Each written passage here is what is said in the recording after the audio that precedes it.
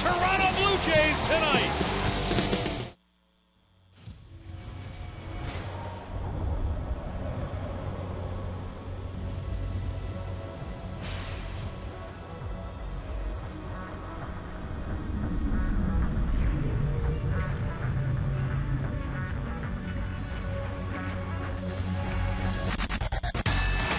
Another dramatic moment, and this the 18th year of Progressive Field, a ballpark that has certainly seen its share of great moments, and last night ranks right up there with the very best. The Indians look to stay hot as they take on the Toronto Blue Jays. It's Game 2 in this 4-game series tonight right here in downtown Cleveland.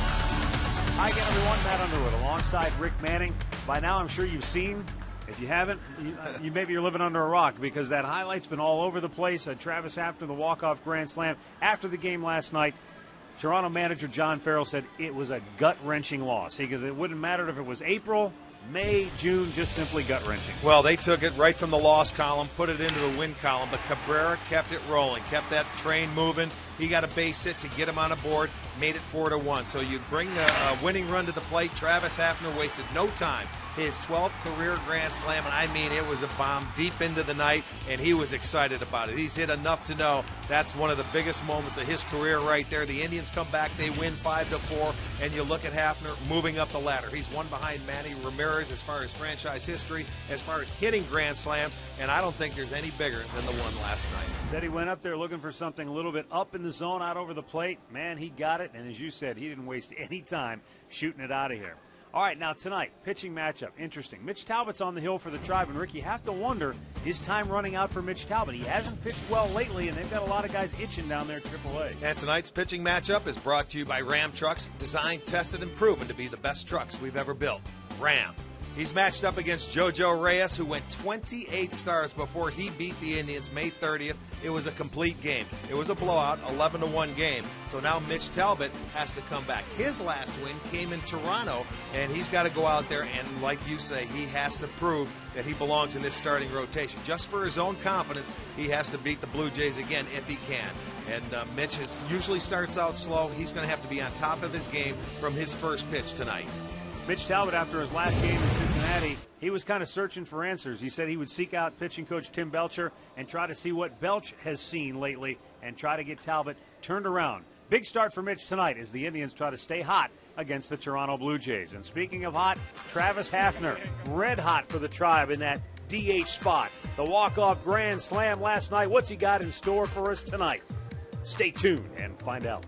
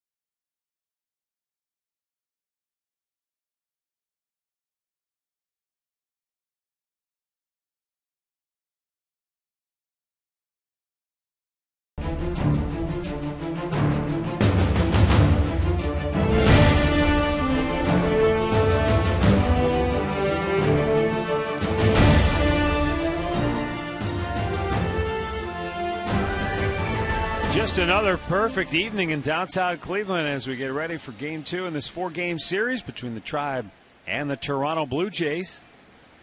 Light breeze blowing in at the start of tonight's ball game.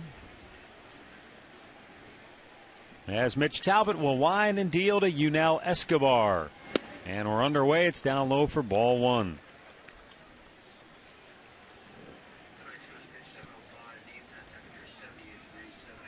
.78 degrees our game time temperature tonight.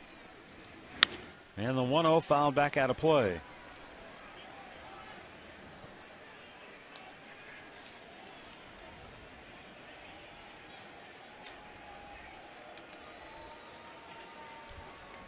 Mitch Talbot, a guy searching for answers. He's saying it's not for lack of effort or hard work or giving it your best, but the results have not been there for him. And in that last start, Rick, we documented it. Just too many balls found their way over the heart of the plate. Yeah.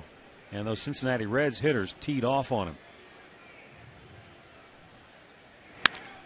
That's sliced into right field, a base hit for Escobar to start the game. Had him down in the count, 1-2.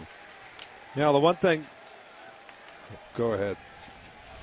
Starting lineup for Toronto tonight: Yunel Escobar, followed by Eric Thames and Jose Bautista. Adam Lynn, Aaron Hill, and Edwin Encarnacion, followed by Travis Snyder, J.P. Arancibia, and Rajai Davis.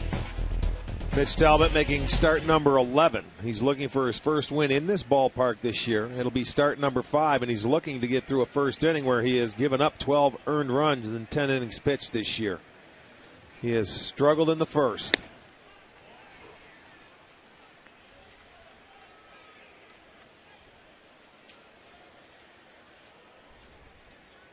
Eric Thames was 0 for 5 last night.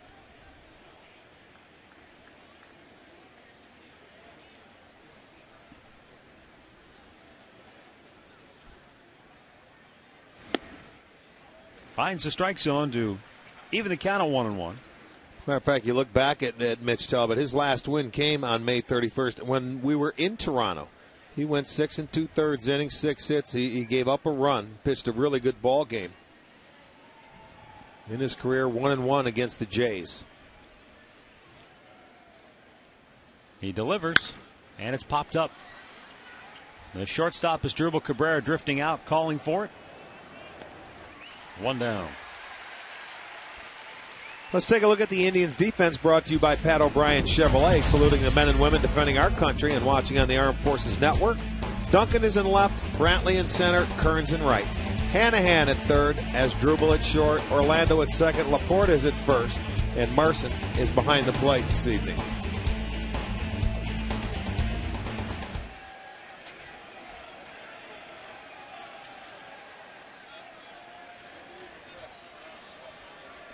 Jose Bautista. Talbot fires, and it's a little bit outside for ball one. Bautista, his 29th home run of the year. Almost 3/4 of the way up the bleachers in left field.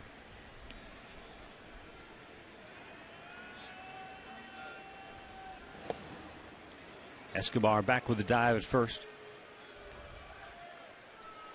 I noticed Matt Laporta, as he was throwing the ball around the infield, he was having trouble on balls that were coming to him from that left side, looking straight back into the sun. You see he's got the sunglasses on.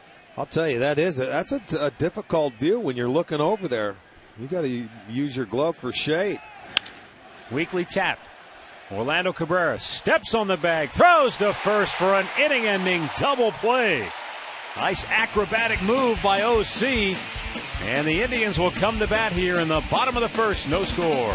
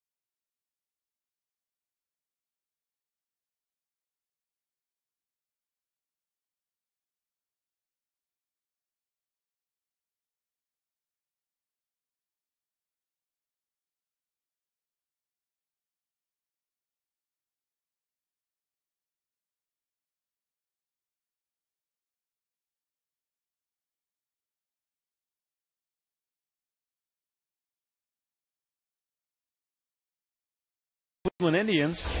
Michael Brantley has dribbled Cabrera and Travis Hafner in the 1-2-3 spots. Then it's Shelley Duncan, Orlando Cabrera, and Matt Laporta, followed by Austin Kearns, Jack Hanahan, and Lou Marson. JoJo Reyes on the mound for the Jays. He is 3-7, a 485 earned run average in his 94 2/3 innings, giving up 114 hits and walked 30 and struck out 59. His first win, he went 28 starts in between wins, and that win came against the Cleveland Indians in his last start against them on May 30th. That tied the record with Matt Keogh of Oakland. Michael Brantley takes a strike. 2 for 5 last night for Brantley.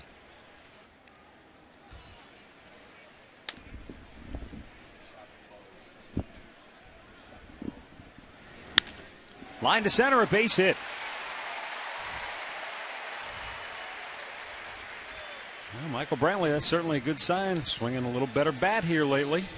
Let's take a look at the Home Depot defense for the Toronto Blue Jays. Snyder in left, Davis in center, Thames is in right, Bautista at third, Escobar at short, Hill is at second, Lind at first, Arancibia behind the plate. More savings, more doing. That's the power of the Home Depot.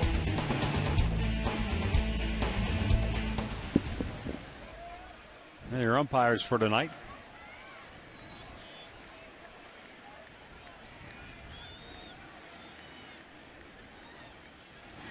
Down low. As Dribble Cabrera. Now, his at bat last night was very big as well. You can remember Brantley had a good at bat. He was in a 3-1 count. But Perez came back and struck him out. And then as Dribble Cabrera got the big line drive base hit to left, it got a run in and brought Hafner to the plate. Well, and the situation was, I know John Farrell certainly did not want to bring the rookie into that situation. Bases loaded, nobody out, but he was forced to because of the way Francisco pitched. And he did get the first out, but then that base hit kept it going, and then that Pronk didn't waste any time. That first pitch jumped all over it, hit the game winner. But throw to first and back easily as Brantley. John Farrell said he recognized that it's a rookie with Perez in there in that situation. It's a tough spot, ninth inning, bases loaded, game on the line. But he said, I liked the lefty-lefty matchups in that situation. And he said he felt like, if they got a pitch into Hafner and he rolled one over on the right side, they'd have a great chance to turn a double play and end the game. Yeah, I understand his reasoning. It's just a matter, when the pitchers go out and they do it, he looks like a genius. Geez, you brought a rookie into a situation if he gets out of it. If he doesn't, now he's getting blamed because they didn't make the pitch. I mean, that's just the way baseball goes. You second-guess the manager when they make moves. They don't work out. We weren't halfway down the hallway and the second-guessing had begun here at Progressive Field. Why didn't he leave Jason Frazier in? He'd only made a couple of pitches to get out of the previous inning. But that's managing in the big leagues. Well, if your bullpen and a guy that's been around baseball can't come out and protect a 4-run lead, then you're in trouble.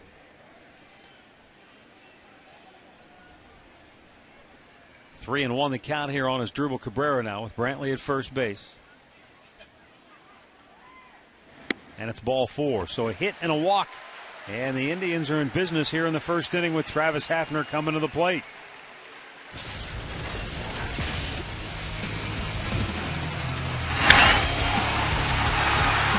Our great clip of the game last night, Travis Hafner. Grand slam number 12 in his career. Only one fewer than Manny Ramirez had when he played for the Indians. Relax. You're at Great Clips.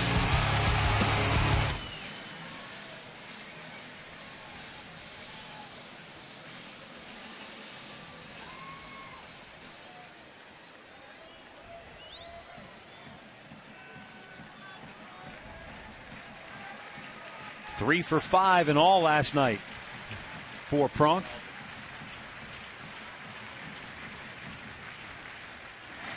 Up high, ball 1.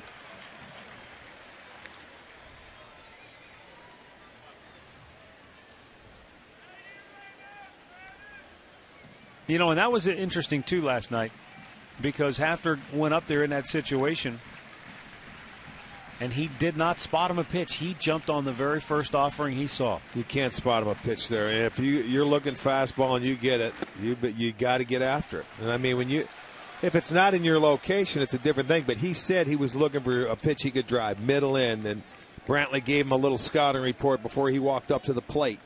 And I mean, that's already programmed into your mind, and he got it into a location that he liked. And I mean, when's the last time you've seen him hit a towering fly ball like that as deep as he did? He caught every inch of it, and he knew it too. He said afterwards, I couldn't have hit that ball any harder. Came up empty there. It's 2-1. It's all right. Free swing. He tried to do it again. Right there in a 2-0 count. You got a fastball. He got after it. Then again, that swing right there shows you last night it's not easy to do what he did. No, even right. when you're looking for the pitch and you know where it's going to be, still. The more you try to hit one, I think the less you do hit one. The 2-1. Right hand raised by Kerwin Danley, and the count evens at 2-2.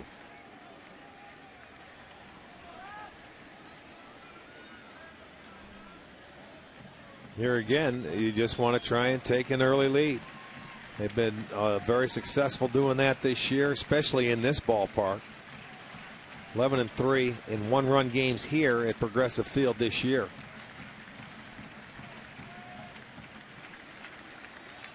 The 2-2. Bloop toward left field. Snyder coming in, though, and he'll make the catch chest high for out number 1.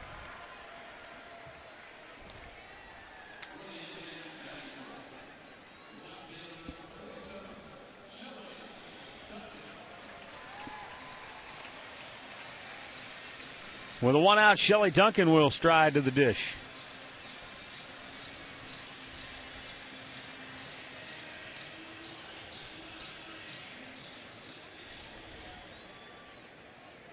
Manny acted going with Duncan, Orlando Cabrera, Matt Laporta, Austin Kearns. 4 straight right-handed bats in spots 4 through 7 in his lineup tonight against the lefty JoJo Reyes.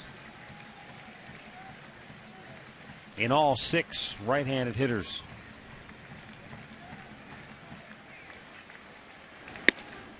A little bit high for ball 1.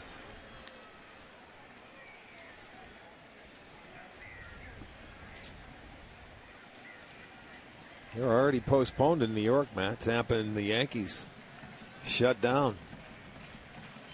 Wow.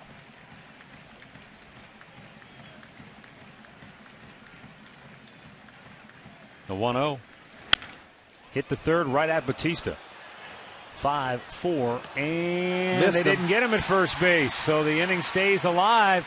Great job by Asdrubal Cabrera to get down on top of Aaron Hill at second base, and looked like Hill just tried to throw a dart over to first base and couldn't get it there on time or on target. He was on the move, is what happened, and it should have been a double play. I want to watch it again and see how he comes across the bag. See, he didn't really set himself. He had time to get both feet down and make a stronger throw than what he did. And he pulls a Lind off the bag, and Duncan hustling down the line. He couldn't apply the tag. That'll keep the inning going. Break for the Cleveland Indians. That's a double play that Hill should have turned right there. Well, let's see if they can take advantage of the extra out now. Orlando Cabrera, 0 for 4 last night. Weekly tap towards second. And Hill gets him out of the inning this time. After 1, no score.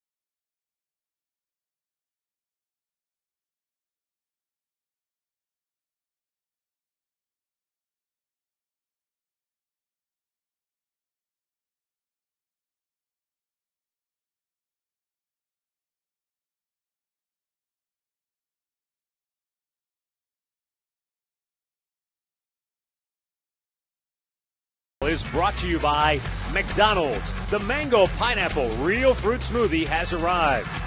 By your Northern Ohio Toyota dealers. And by AT&T.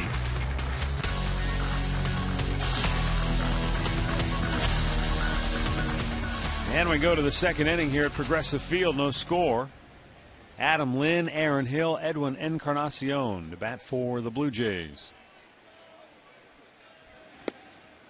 Adam Lynn, a tough night for Toronto in the series opener. He went 1 for 5, struck out 3 times.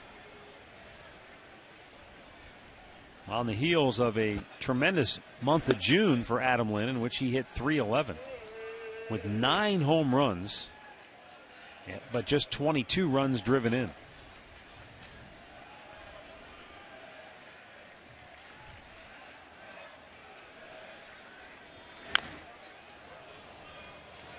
One ball and 2 strikes the count on Lynn, who has 2 hits and 11 at bats on this current road trip for Toronto.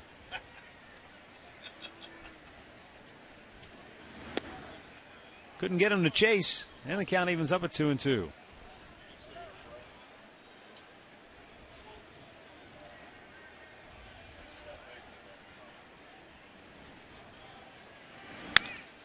Line right back up the middle.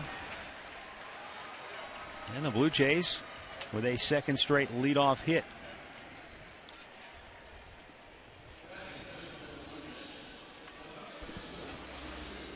Well, right back up the middle. The first base hit now that Escobar had, he went the other way. So if they stay on Mitch Talbot like this is not a bad approach by them. This one shoots right back where it came from into center field. So the second straight inning they've had their leadoff man aboard.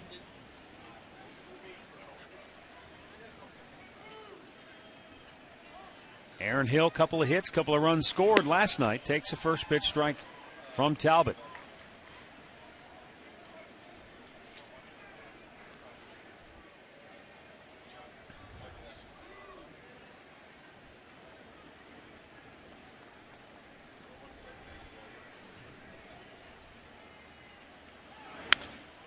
Out of play.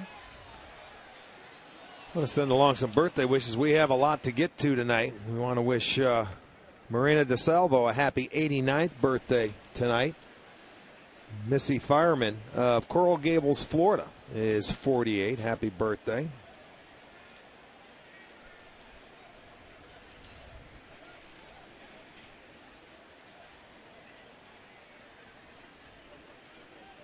And the 0-2. Outside.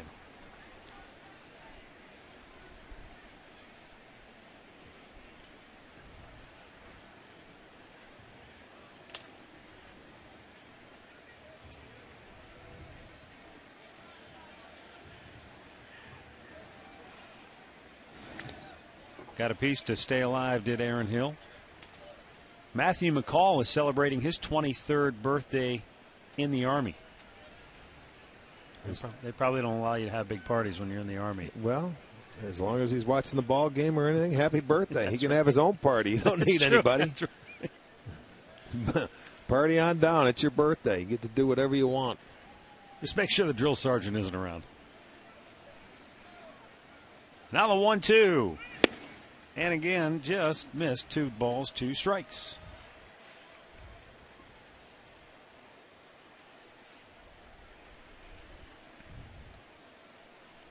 Edwin Encarnacion waiting on deck.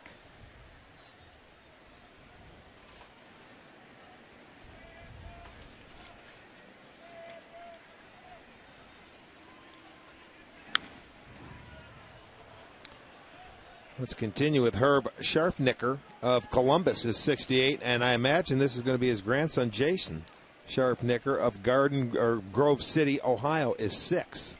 Happy birthday to you both. You're saying Scharfnicker isn't like Jones and Smith down there in Columbus? It's tough enough to pronounce. You got to be careful.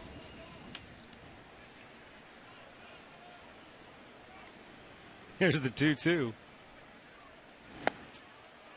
And Talbot has let Hill right back into the at-bat now, full count. Well, now is when I think they start Adam Lind over at first base, full count, nobody out. Try and create a hole here, and Hill is a guy that can put the ball in play.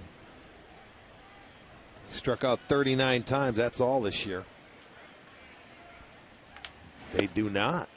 He walked him. Hit and a walk for Toronto to open the second.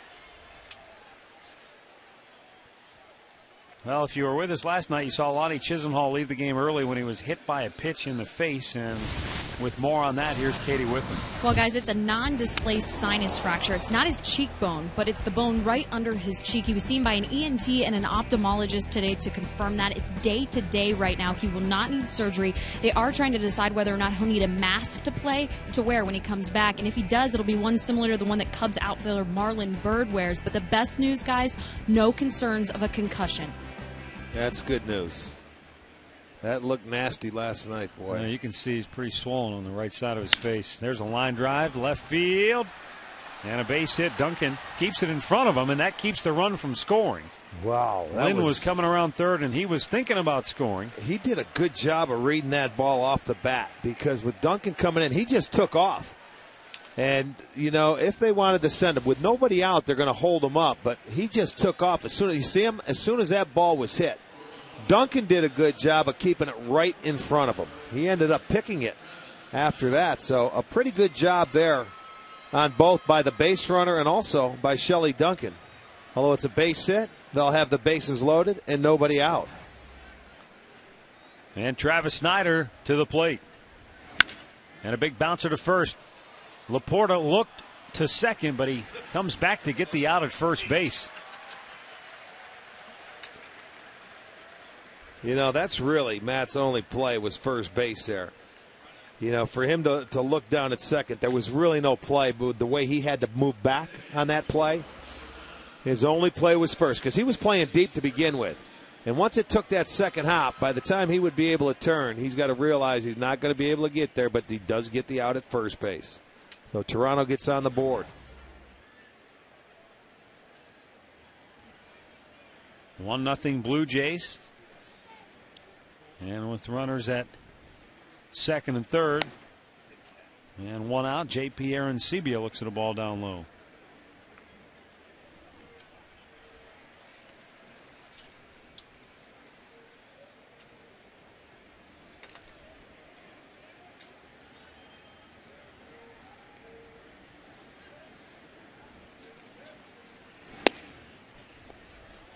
Close, didn't get the call. And that's 2-0.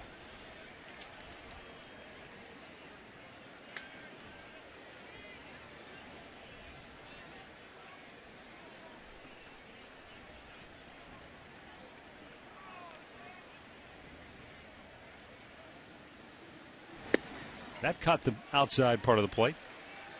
With the fastball, and the count is 2-1. Arancibia had 2 hits last night. As Toronto tries to jump on Talbot for a big inning here with runners at second and third and one out. There's a long fly ball foul. Out in front of it, into the seats.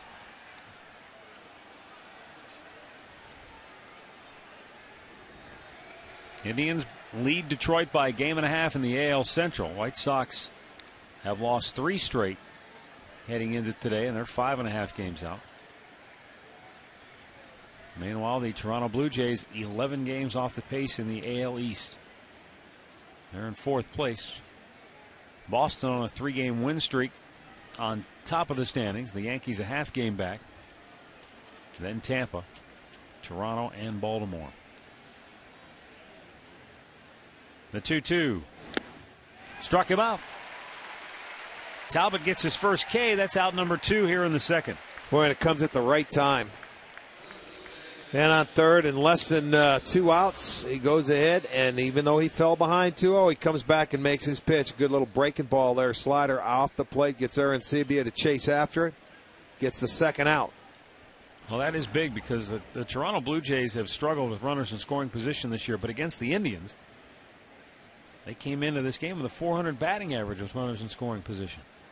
You know, that is the key. You know, when a team gets out, if you can control them with runners in scoring position, you got a pretty good chance to win the game. And it seems like any time a team scuffles, they're not hitting with runners in scoring position. Yeah. But, boy, they get hot, and if it happens to come against you, you could be in for a long series. Pitch number 31 now for Talbot tonight. And a 2-out base hit to left field. It's going to get one home, and they will score a pair. And there you go, the big 2-out base hit. Makes it a 3-0 ball game. Rajay Davis delivers. And it is a 3-run inning for Toronto. You know, you get there, you may get the big strikeout, but boy, that last out is sometimes the tough one to get, and Mitch Talbot couldn't do it. He's going to speed up his bat with a breaking ball. You can see Davis just kept his hands back enough, didn't hit it hard, hit it in the right spot.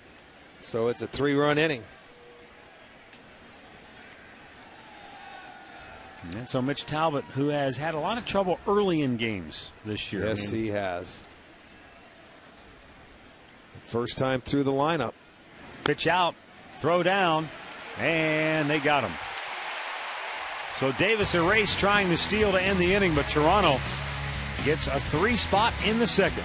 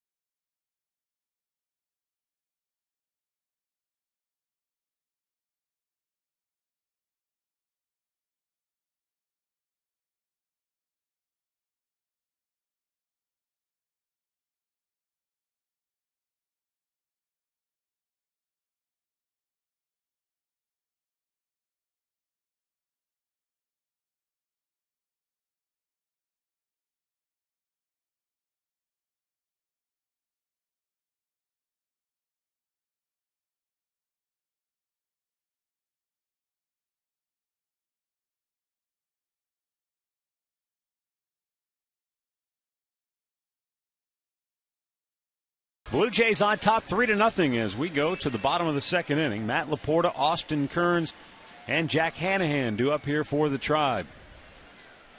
Well, JoJo Reyes was showered with 11 runs the last time he faced the Indians. He's got an early 3 spot. And now an error by Jose Bautista. He threw it into the dugout, or at least into the photo well. And that's going to enable Matt Laporta to go to second base. Bautista had a little trouble fielding it, Rick, but he still had time to throw out Laporta, but he gunned it wildly across the diamond. Yeah, he did. I mean, he had time. We saw his arm last night, but he gets underneath this one, and it sails on him, and you're looking into the sun. Lynn, no chance. And it just happened to go into the camera base, so that'll go as an error on Bautista. Laporta gets to second base. There's your break. There's your extra out, and the start to the inning. So second straight inning, the Indians have had the leadoff man aboard. So for both sides, the leadoff men have been aboard tonight. Austin Kearns takes a strike.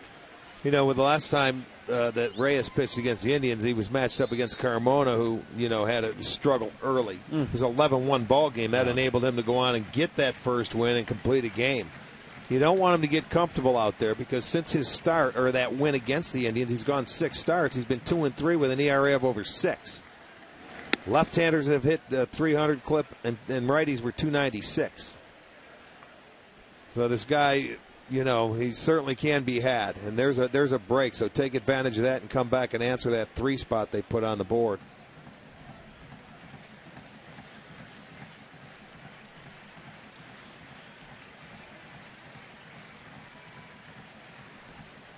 JoJo Reyes fires, and Kearns pops it back out of play. Antoine Broxton of Ashtabula is turning 14 today. Mike and Elaine Bobenchek of Chardon celebrating their 39th anniversary. Also Ken and Gloria Fruschella of Twinsburg, their 50th anniversary. Congratulations and happy birthday to everybody. Yeah. The 5-0. 1-2 pitch. Pushed him back off the plate a little bit. 2-2.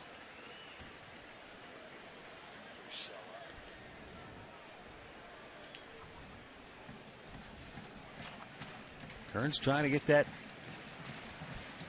offense jump started here tonight. He swung the bat much better here lately. He's hitting 4 straight games. And there's a line drive base hit to left, so make it 5 straight games with a hit for Austin Kearns. And the Indians have runners at first and third with nobody out here in the second. Well, you start getting a chance to play every day, and you get a little better idea of the strike zone and a little better, just some confidence. And since he hit that home run against the Yankees, he gets a breaking ball there, puts a bat on the ball, gets a base hit, so the Indians first and third, and nobody out.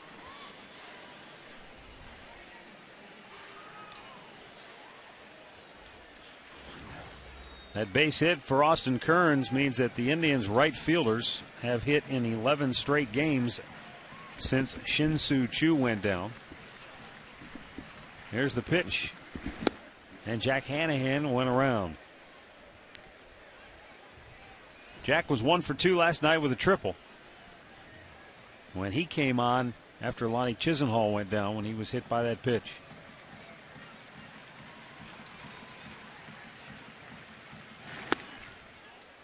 Low and away, 1-1 the count.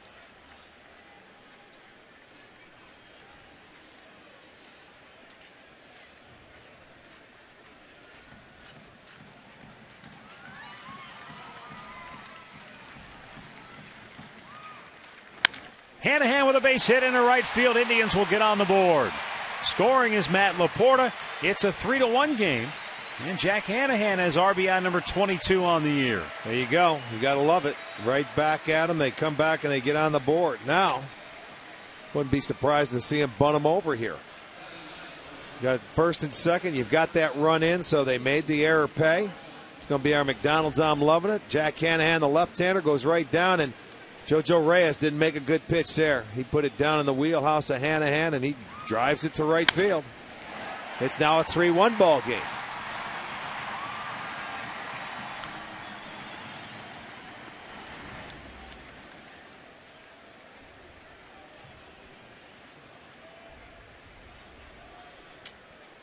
And now Lou Marson will stand in.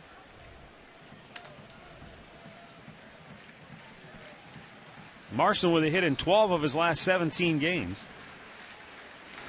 And he's hit 273 during that time. So basically what you're talking about is a stretch where he's played a lot. Because you think about those last 17 games, that's primarily when Laporta was on the DL, so Santana was playing a lot of first base, right, and Marson was doing a lot of the catching. Yes, indeed. Tops that one over toward the dugout. 1-1 the count. Boy, Boston tattooing Baltimore right out of the gate tonight. They've already scored 7 runs in the first inning. Ouch. Against the Orioles, who are headed for their 5th straight loss. They've already lost 9 of their last 10. And Baltimore, unless something dramatic happens and turns that game around, they'll have their 50th loss of the year. They'll be the 5th team in baseball with at least 50 losses. Marson with a bunt. Aaron Sebia throws him out, and a great sacrifice, putting runners at second and third, and now the tying run gets in the scoring position. I like that call a lot. You come right down, you move those guys over, try and tie the game up. Marson did his job. He gave him one swing, and then you move them over. Now you give Brantley an opportunity. Like that a lot. Marson gets high fives all around. Now we'll see if Brantley can deliver. He already has singled tonight. You know, that's the way this team pretty much has to play. You know, you're not going to go out, you're not going to outslug anybody. You get opportunities, you move runners, and let the whole team. We've seen them have big innings like they did last night when everybody becomes involved. You know, you don't get up there, and even though it's early in the ball game, if they continue to play that way, they start thinking about it. And you do that for 9 innings, and you'd be surprised. Sometimes you play for, 1 run, and you can have big innings. Good point. You know, you pick up a run or two here. That's it. There's a lot of game left, but at least you come back and cut into that 3-run deficit. Well, they're already on the board, looking for more now. Yeah, base hit now could tie it. A ground ball, you get another one in. Kern's the runner at third, Hanahan at second.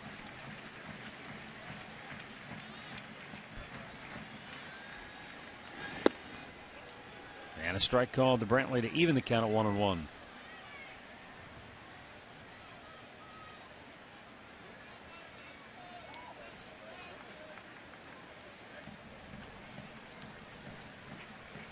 JoJo Reyes, a long look into Aaron Sebia, his catcher. Still having a tough time picking out a sign. Now he's got one he likes. There you go. Big chopper to first. Lynn, tough throw on the money. Reyes did a nice job to grab it and tag the bag to get the out. Brantley gets his 34th RBI, and the Indians close the gap to a single run. Yeah. And the tying run moves to third base. There you go, where if you don't try and move them over, there's a free run right there with a ground ball on the infield. Now you've got a chance, if you can get a 2-out base hit, to tie it up. And Lynn does a nice job of going back because he had to break back on the ball where Reyes has to come over and beat Brantley to the bag. So he's got to feed him, lead him to the bag, and he did a nice job. But the run will score. Hanahan moves over to third. It's now a 3-2 game. And now as Drupal Cabrera looks at a strike over the outside corner at the knees. Pretty good chances Drupal Cabrera will be the starting shortstop in the All-Star game now that Derek Jeter has decided to forego the Midsummer Classic. The 0-1. And a one-hopper to short. Backhanded by Escobar, and his throw is on the money to end the inning. But the Indians come back with a 2 spot. And after 2 innings of play, it's Toronto 3 and Cleveland 2.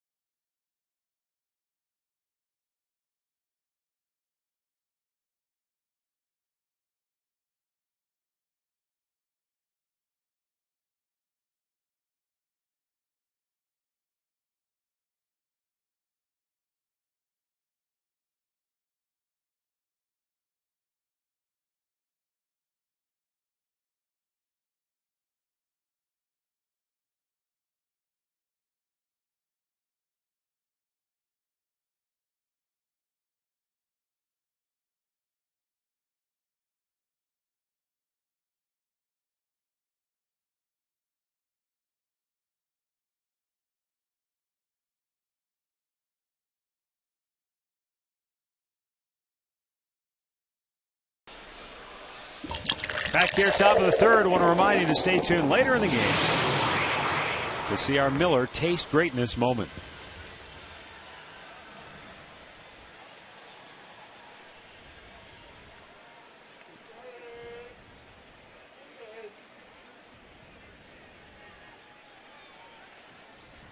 (3-2) Toronto, top of the order for the Blue Jays here in the third.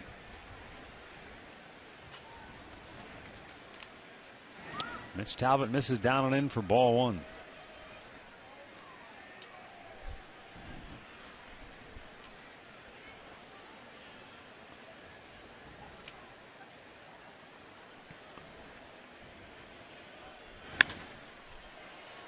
driven toward right center field. Brantley, a long run into the gap. He runs it down for out number 1. Let's check in once again right now with Katie Witham. Well, guys, we want to make sure you're here Saturday, July 23rd. The Indians will have a free post-game concert for all the fans that come to the game. The Indians will be taking on the White Sox. It will be multi-platinum recording artist Lifehouse. You know them. They sing Hanging by a Moment, You and Me. Awesome time. It's a free post-game concert after the game. You can get tickets now for as low as just $8. Log on to Indians.com. Matt, Rick. Okay, thanks, Katie.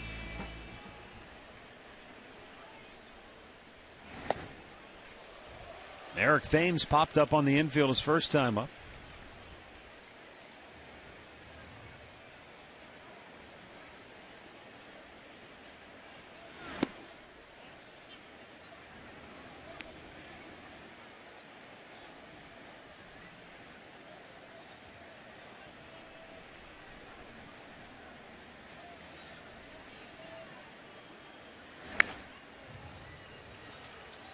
One ball and 2 strikes.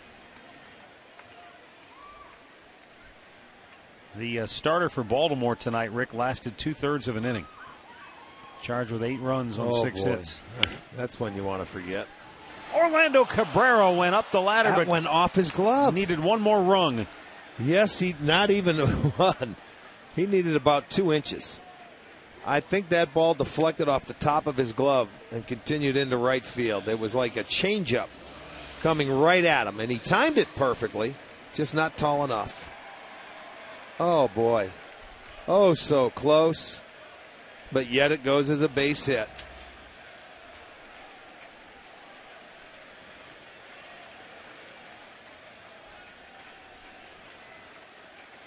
Up and in to Jose Bautista, who bounced into a double play his first time up. You know, there's something to look at, too, tonight with Mitch Talbot. He has 3 1-2 counts in the ball game. They've been able to get 2 hits, and he's walked one guy when you're ahead in the count. Now it's 4, that base hit right there that just got off of the glove of Cabrera. So they're 3 for 3 with a walk.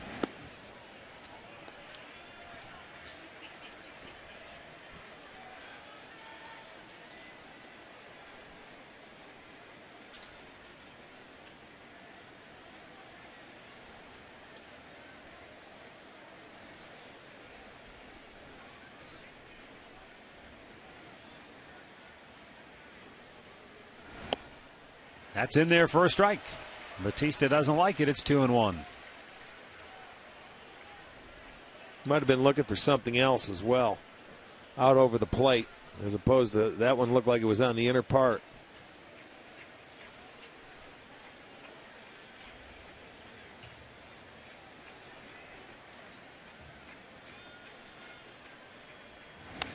Right back. 2-2.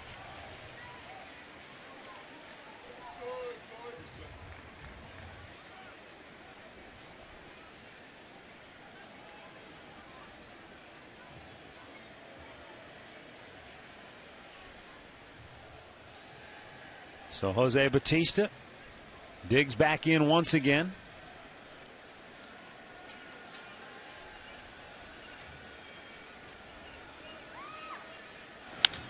Pop the other way, and this will find the seats. This is about as close to a full-on shift for a right-handed hitter that I've ever seen the Indians employ, Rick.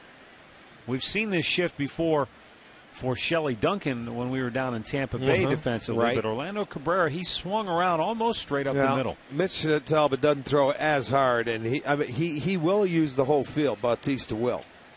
But depending on how you're going to pitch him. He can shoot it to right. He can use the whole field if he sets his mind to it. But, you know, he may be in that mood where had him out in front on a changeup. And that's what good hitters do. They just seem to foul off a very good pitch. He was fooled completely by this pitch, but he was able to just get enough of it to stay alive. Watch how far out in front he is, and battles it off, stays alive, lives for another pitch.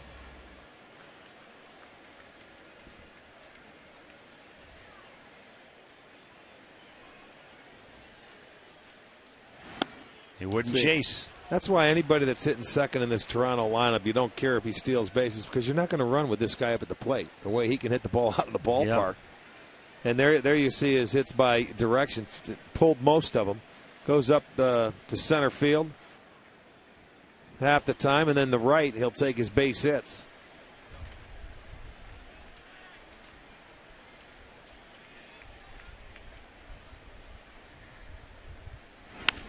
Out of play. So a terrific at bat here by Bautista. Yeah, the longer he stays up in an at bat, I think the better the odds are it turns into his favor. Because you're going to end up having to make a quality pitch to get him out. He sees more and more pitches in every at bat.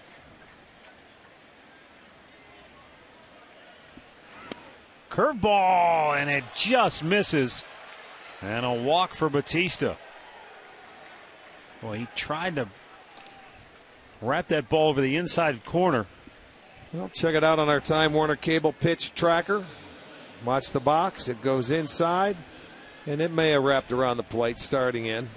But again, you saw where Marson was set up. That's not where he really wanted that pitch. That's right. A lot of times when that catcher's sitting down in the way and he's got to move the whole distance of the plate, it's tough to get that called.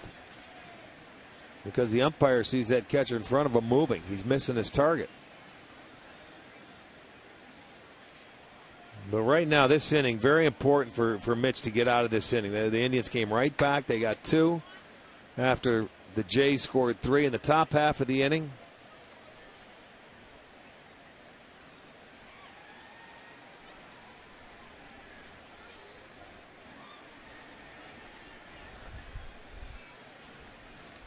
The pitch. Outside, Adam Lynn singled and scored in the second inning.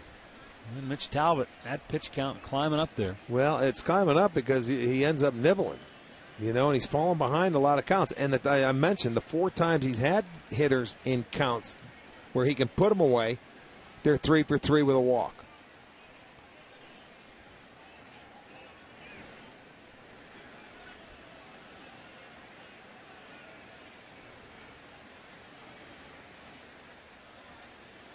The 1-0. That came back and got Marson on the backswing by Lynn. Well, yeah, he did. He fouled it off, and then with that backswing, it hit him right in the helmet. I heard it from up here. We've seen that a lot lately. Watch the extension on the swing by Lynn as he follows through. Boom. That is why they wear helmets. Look at that. It staggers them. I'm good. I see 3 balls, but I'm good.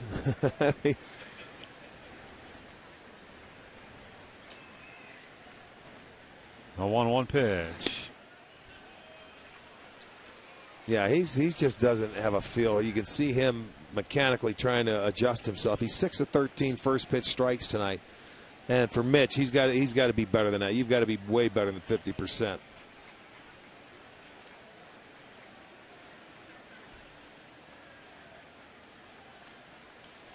Already his 50th pitch of the night. Off the end of the bat towards center. Runners hold, 2 down.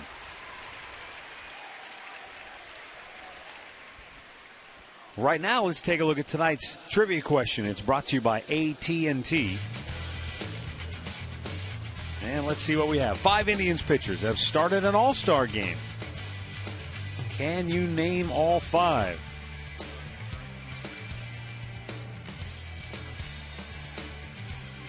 I seem to recall Charlie Nagy starting an all-star game. Might have to go back a little farther, though, to find all 5.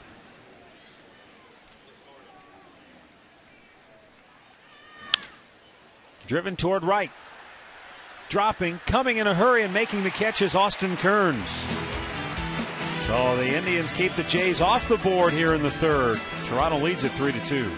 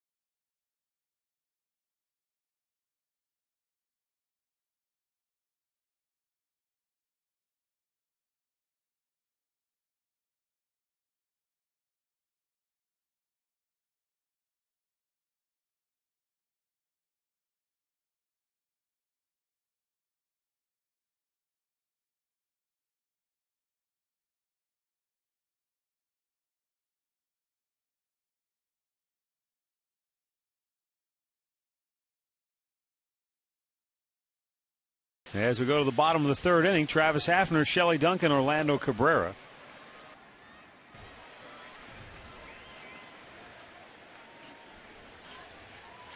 Hafner lined out to left his first time up.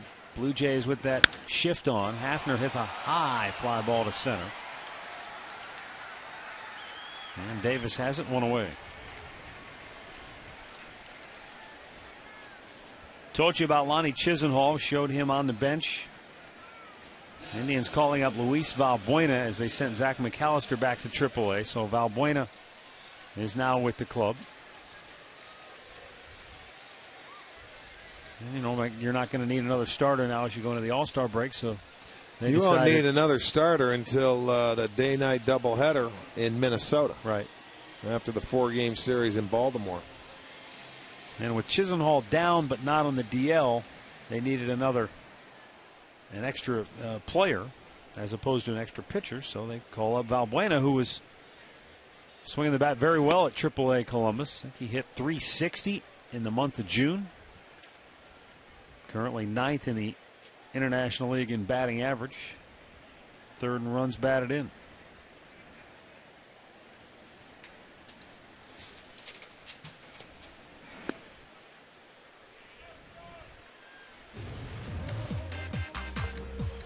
Valbuena in 77 games at Columbus.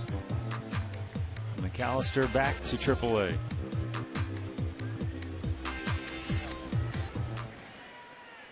Two-0 pitch to Duncan, hugging the line, but foul.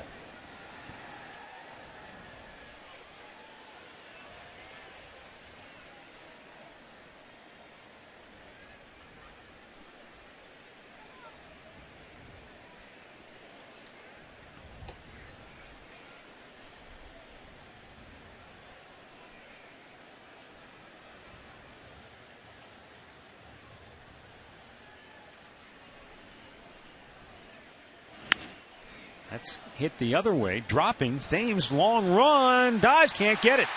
He short hopped the ball, and Shelley Duncan with another opposite field hit. Remember, he had a big opposite field hit earlier in this homestand. Isn't it funny, though? He got jammed on that ball, but there's an awful lot of hits going the other way. Thames made a nice play to short hop this ball. He had a long run. He figured, if I'm running this far, I'm going to try and dive and catch it. He does, but you can see it certainly bounces, but it bounces right into his glove. Nice attempt, but Duncan credited with a base hit. That's the way to trick him.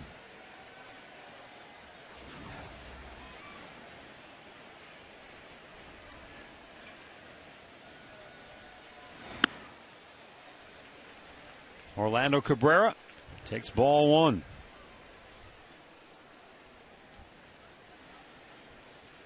Trying to snap an 0 for 8 skid.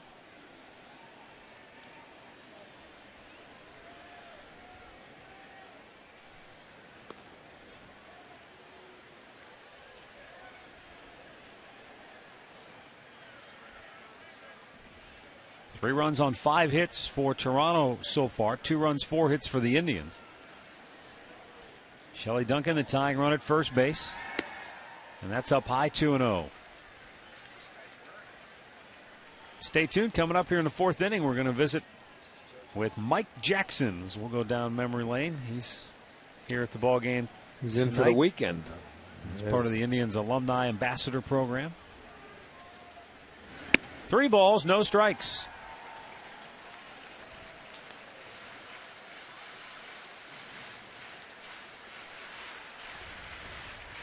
Matt Laporta waits on deck.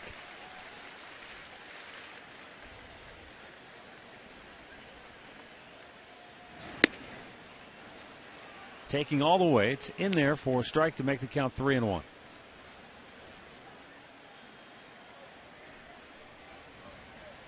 There is Laporta.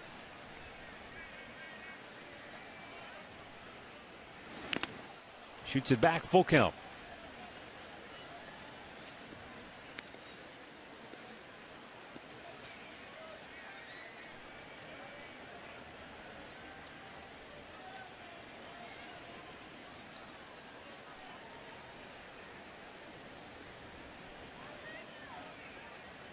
Duncan held at first by Lynn. And on the 3-2 pitch, it's fouled the other way out of play into the club seats.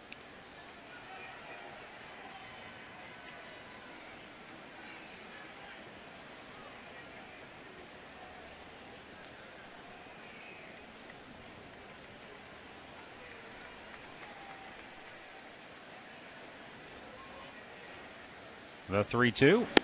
Ball 4. Back-to-back hitters reach for the Indians here in the third. A hit and a walk. And with one out, Matt Laporta to the plate.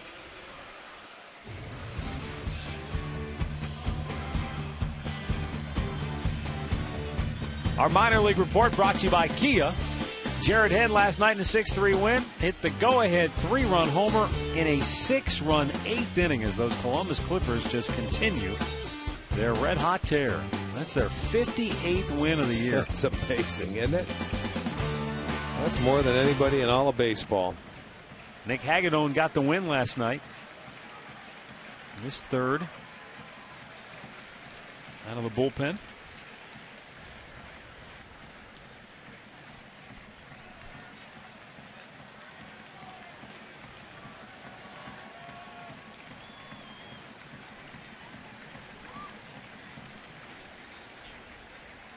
Reyes delivers, and that's ball 1.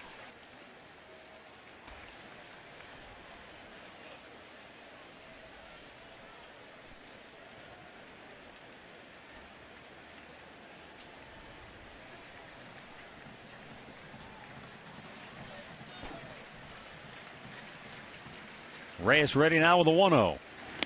And that's in the dirt. And all of a sudden, JoJo Reyes is working himself into a jam, and that's why J.P. Arancibia is quickly going out to the mound, and John Farrell's going to the notebook. Well, he's had 5 2-0 counts on Indians hitters, and you know, that's your be patient with this guy.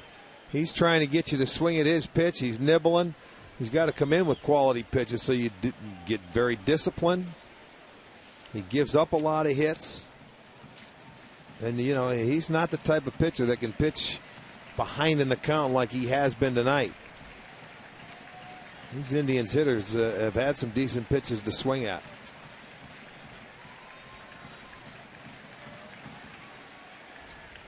Two-zero pitch. There you go. So not something you like. Down in the zone, you spit on it.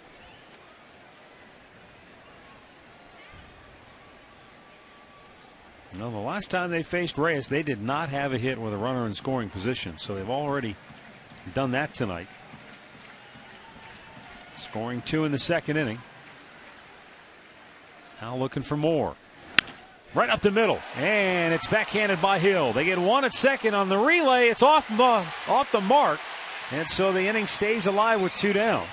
Duncan's at third, and Laporta is safe at first. It's a nice play. Saves a base hit, saves a run to get Cabrera at second base, and they almost turned the double play. And you see that ball hits the top of the mound. It got a nice skip off the mound, and what happened is Escobar had to make that throw from up in the air, and he couldn't be accurate with it. If it was accurate, it's a double play. But you can see Cabrera really hustling down there at second base. That brings Lind off the bag, keeps the inning going now with 2 outs.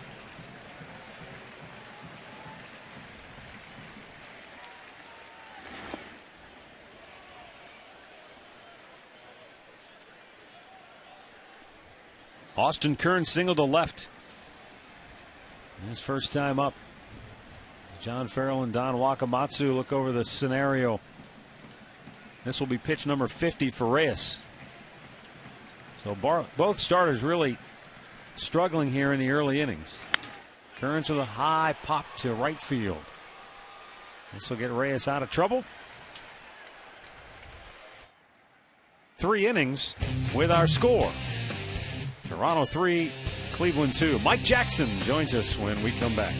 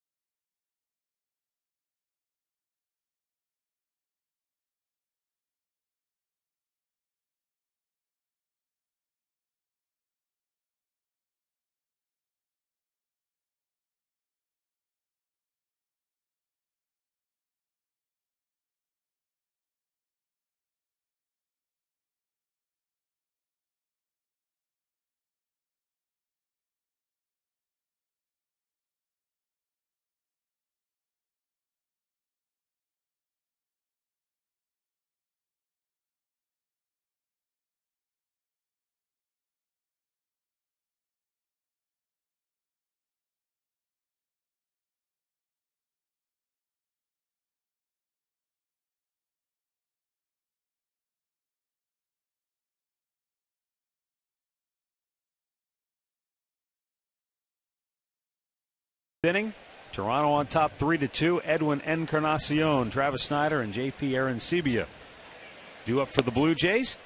Matt Underwood, Rick Manning with you, joined now by Mike Jackson, former Indians closer, setup man, back here in Cleveland as part of the Indians Ambassador Alumni Program. Enjoying your time back in Cleveland? Oh, man, it's great. I mean, I haven't been back since '99, and the field still looks great. The fans still coming out, and the Indians in first, so everything looks good. It's a nice deal. Would you still like to go out there and try and get some hitters out? I don't know. You always have that desire in your heart, but I don't know what the body. I told him I can give him a good month. We might need it. Throw to second base, but it's a little bit offline, and Edwin Encarnacion, with his second hit of the night, is in with a leadoff double here in the fourth inning. Well, you looked like you went right to the rubber. Sandy Alomar urged you to go to the rubber. Looked like you were going to go for a little short ceremonial first pitch, and he said, get out there on the rubber, and you went out, boom. Well, I knew I could make it reach. He told me when I was in the dugout, he said, make sure you make it reach. I said, well, that's not an issue. I still got a little juice left. Yeah, we've had some time. We've had some fun here. Mike Hargrove comes in now and does about 10 games with us during the year, and we reminisce about the good old days. There's a fly ball to right. Back goes Kearns. Makes the over-the-shoulder catch. Encarnacion will tag, and he's going to go to third base with one out. We'll take another look at Mike Jackson's ceremonial first toss. Now, you can't hide from the cameras. He pushes you up there into the shadows. Was that a slider or a fastball? No, that was just that was an old man not loose trying to throw a fastball. But it felt good to be back out there. I mean, it felt really good. I want to ask you a question. We have talked about it. We debate it. We go all the time. You've been a great setup man.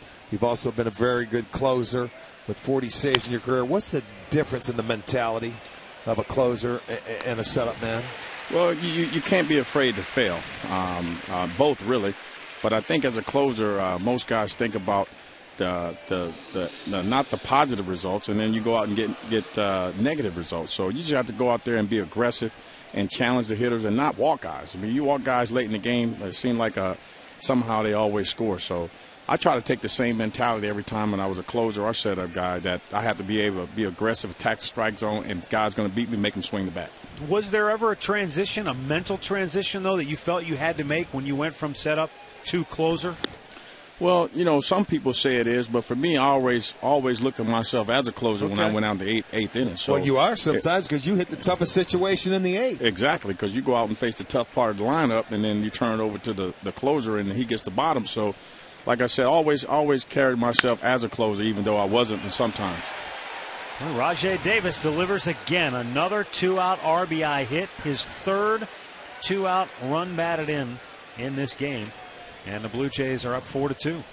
But I think some of that point I was trying to make, but you have to have a short memory and you can't be afraid to fail. Right. You have to have those two qualities to be a great setup man and a great closer. And it seems, we have one now because it really settled in after Chris Perez settled in last year. Once you have a closer, everybody else falls into place and they have their role, and it seems like the bullpen, they go by committee then. I think you have more stability in your bullpen when you got that back end of your bullpen solidified. Then it basically you can pencil in or match guys up in certain situations where you can put a right hand against a right-hander and a left-hand against a left-hander and not worry about at the back end where you have that question mark with your closer. And boy, how much fun was that bullpen to watch in 1997? Did you have anything left that year? No. No, you couldn't have, man. I think Grover told us, he said, I might be able to get one out here. And was it Game 7? Yeah. Game 7 of the World Series. It was tough, but, it's a good hit. That's in the gap, and that's trouble. One hops the wall, and the Blue Jays will get another run home as Mitch Talbot has trouble getting out of this fourth inning. That third out elusive for him. And another 2-out RBI for Toronto. I just thought, during that time, you can rest at home. So yeah. And I was in that situation when I was with the Giants. I pitched 7 straight days at the end of the season in my arm. 7 straight. 7 straight. I said I can rest at home, even though my arm ached for 2 weeks when I got home. But you're gonna have to take your arm and set it on the shelf. But that's all part of the game. I figured if I wasn't injured, I can play. I was hurt a lot, but that was just the type of competitor I was. I wanted to be out there. I don't know that any of us who didn't play the game, and even for Rick, I mean, if you didn't pitch, I don't know if you can appreciate the kind of intensity and the kind of intangibles it takes to pitch 7 days in a row. We'll continue with Mike Jackson when we come back. Unfortunately, right now, Toronto is jumped on top 5-2 here at Progressive Field.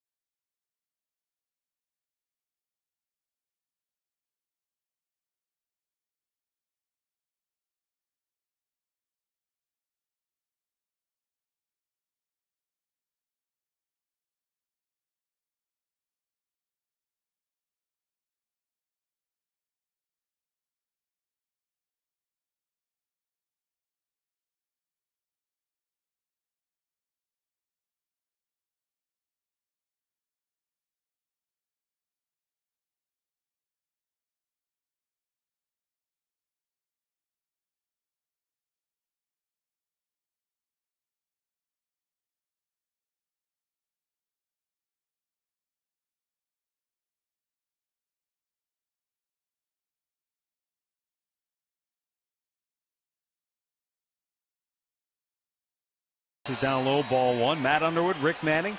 Once again, we're joined by Mike Jackson here in this 4th inning, former Indian setup man and closer. We were talking as we were going to the break. You want to pitch 7 games in a row as Hanahan drives one deep to right. That's off the wall. And Jack's going to roll into second base with a leadoff double. Nice piece of hitting there by Hanahan, who is 2 for 2 now on the night. What do you do when you're tired? Because, I mean, that's pretty rare, pitching 7 days in a row. But, hey, if you have to go out and pitch 3 games in a row or maybe 4 times in 6 days, you're not going to go out there with the same stuff, obviously. So how do you get by when your arm feels like it's dragging on the ground? Well, you have to psych yourself out, first of all, to go out there because you know you don't have anything when you leave the bullpen pitching 7 days in a row. Velocity's not there. You really got to focus on your command. You can still get guys out with your off-speed pitches, which I had to do. When I did that, I was with the Giants, and we were in that pennant race with the Braves that year when we won 103 games and they won 104 and went down. So I said, I got to go out there to help my team hopefully get to the playoffs, and it didn't happen. But, it was tough, but, I went out there, got the job done, and we still lost.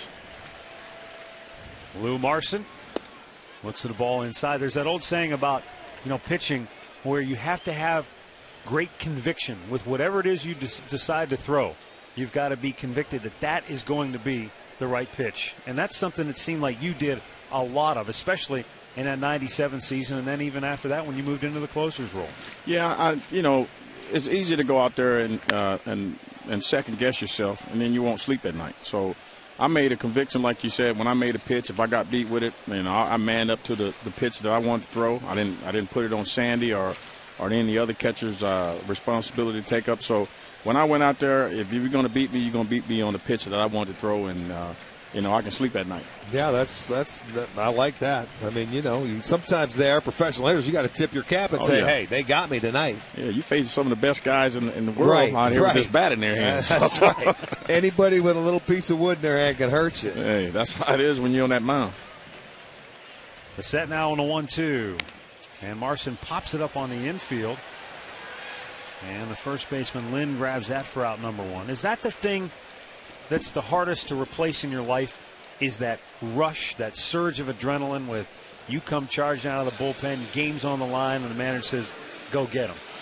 Yeah, that's the hardest part. That was the hardest part for me to give up, that competitive nature, going out there competing on the highest level every night, and being able to just play the game of baseball in general. But that was the hardest thing for me. I knew there was going to come a time that I couldn't do it. My body would let me know, because you know it's a young man's game. So when I got to that point, I knew that it was over. I didn't have anything left. I left everything out on the field. Yeah, but you're living it now. Tell us what you're doing now with your boy, who's 16 years old. Well, I'm back at home now. I try to install some of the qualities and the convictions that I had playing this game of baseball to my son. And me and Charlie Hayes, we have a baseball academy back in Houston, Big League Baseball Academy. We try to teach the kids the proper fundamentals on the field and how to be young men off the field. And I think that's what we're doing right now. We take the kids all around the country, give them some other exposure in other areas, and play ball. We just love to play ball, and just want to make sure these kids who have the opportunity to play the game, but they go about it the right way. That's what I like to hear. Kids going about it the right way now, because there's so many games are on television. They watch, Sports Center, ESPN, or highlights.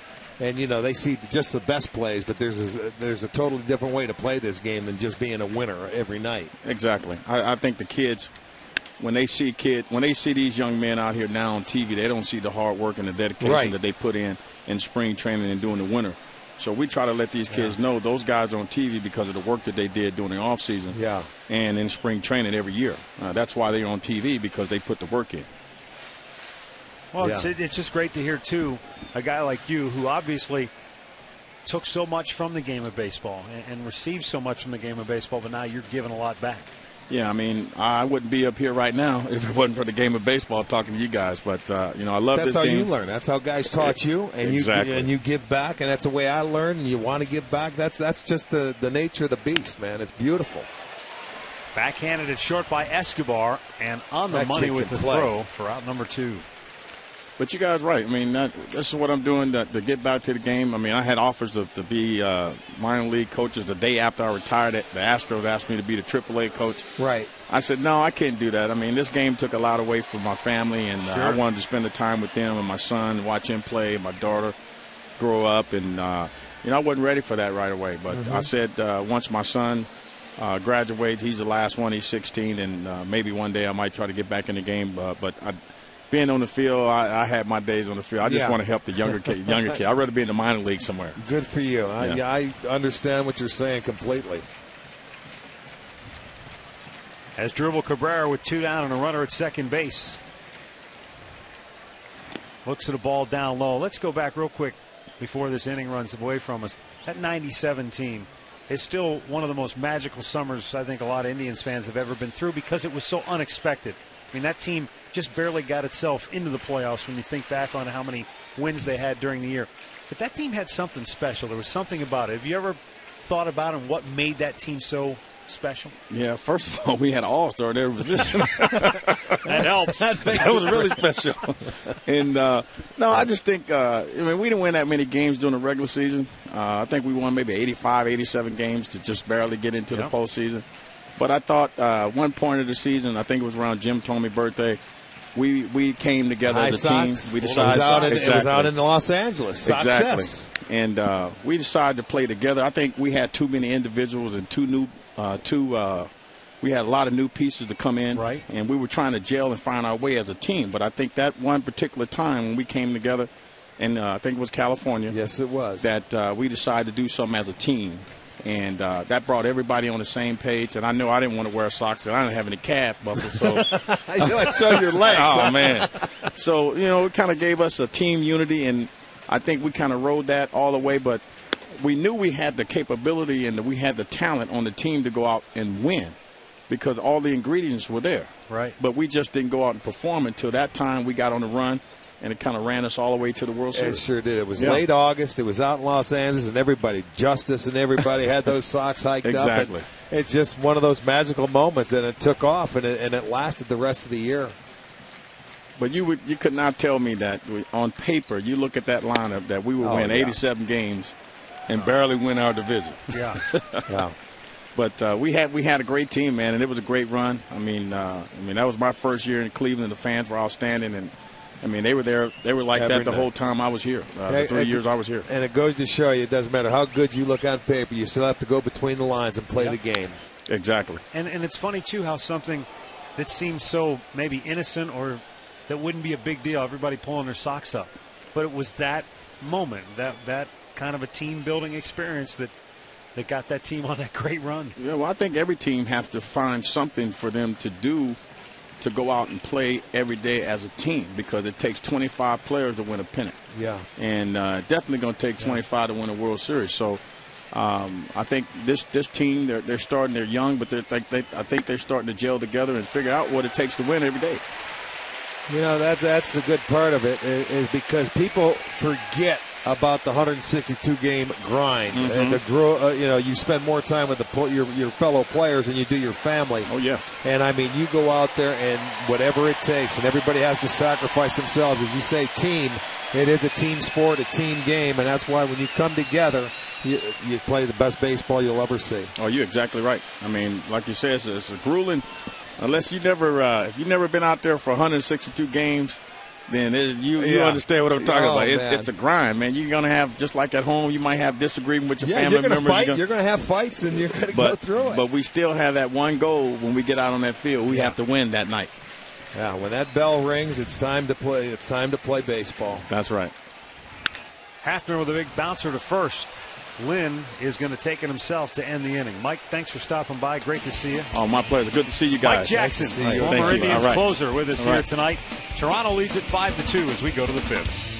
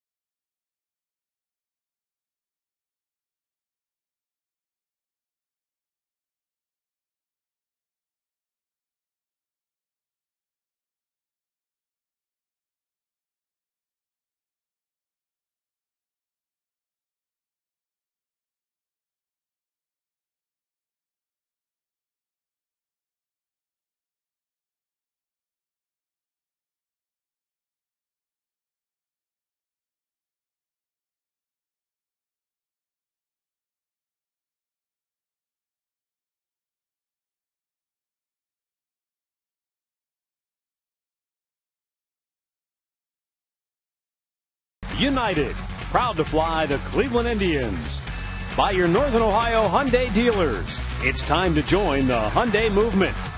And by Panini's, get overstuffed at any one of 18 locations in Northeast Ohio.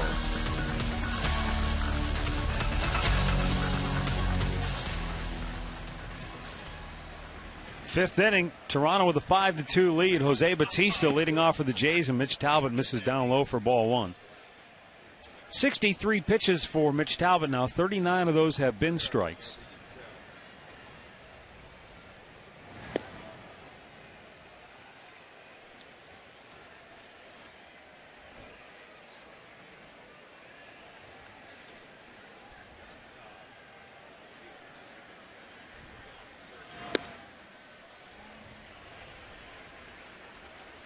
The Blue Jays jumped him for a pair of runs in that fourth inning. 4 of their 5 runs have come with 2 men out. Between the two teams, 6 out of the 8 opportunities they've had their leadoff man aboard. Bautista strikes out here to start the fifth. Second strikeout for Mitch Talbot. There's the breaking ball, and Bautista couldn't check his swing. Goes through, goes too far, and he knew it.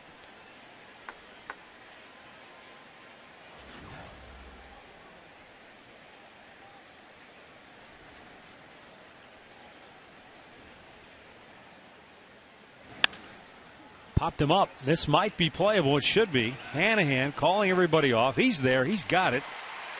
And that is out number 2.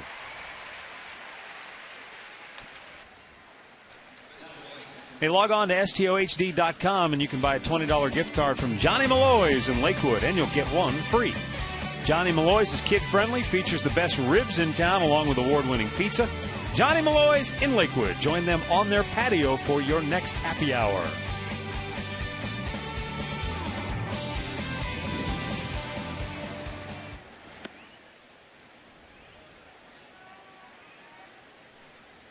Aaron Hill walked and scored in the second inning. Fly to right his last time up.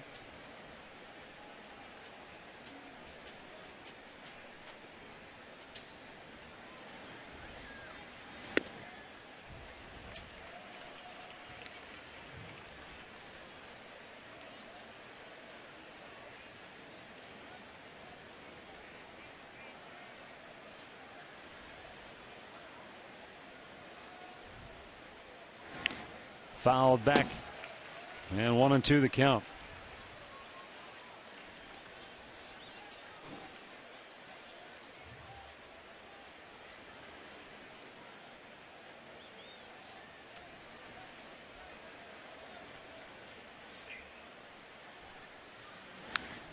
Right back again. Talbot trying for a 1-2-3 inning for the first time tonight. Grab your glove. Well, that's Carey again. Forehead. Off his forehead again. It's going to be a little black and blue down there.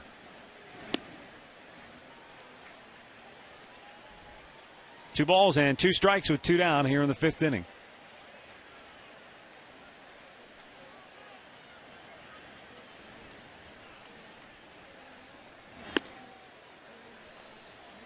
Three and 2.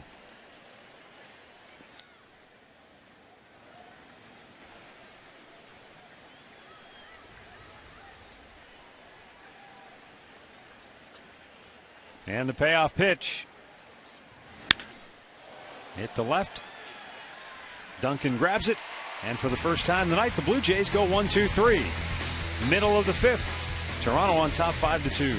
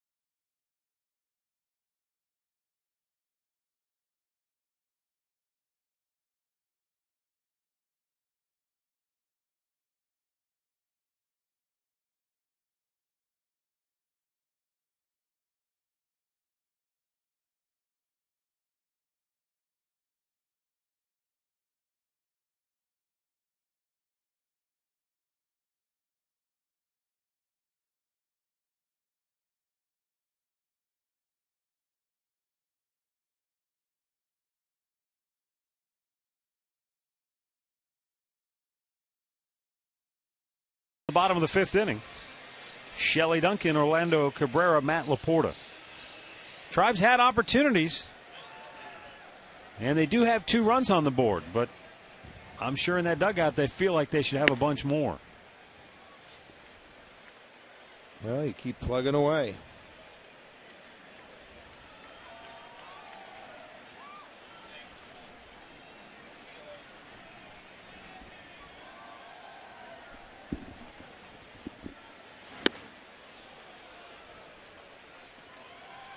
One and one to count for Duncan. Reached on a fielder's choice in the first, and he singled back in the third.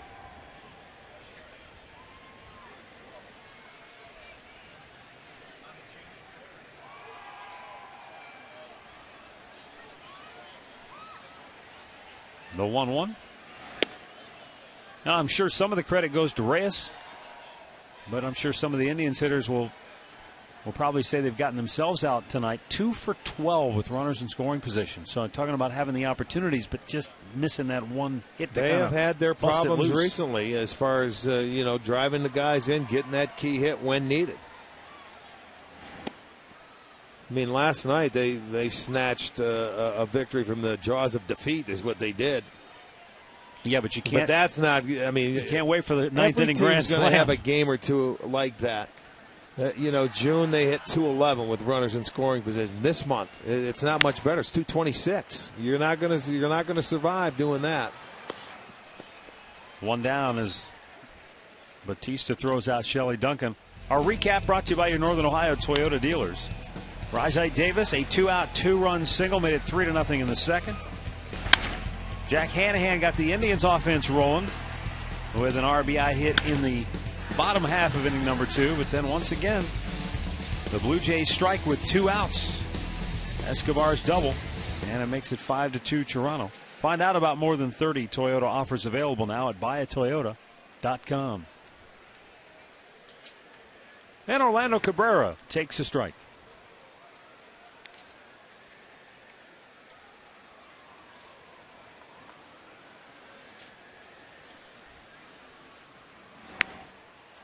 Drops a bunt down. Aaron Sebia with a throw to first to get him.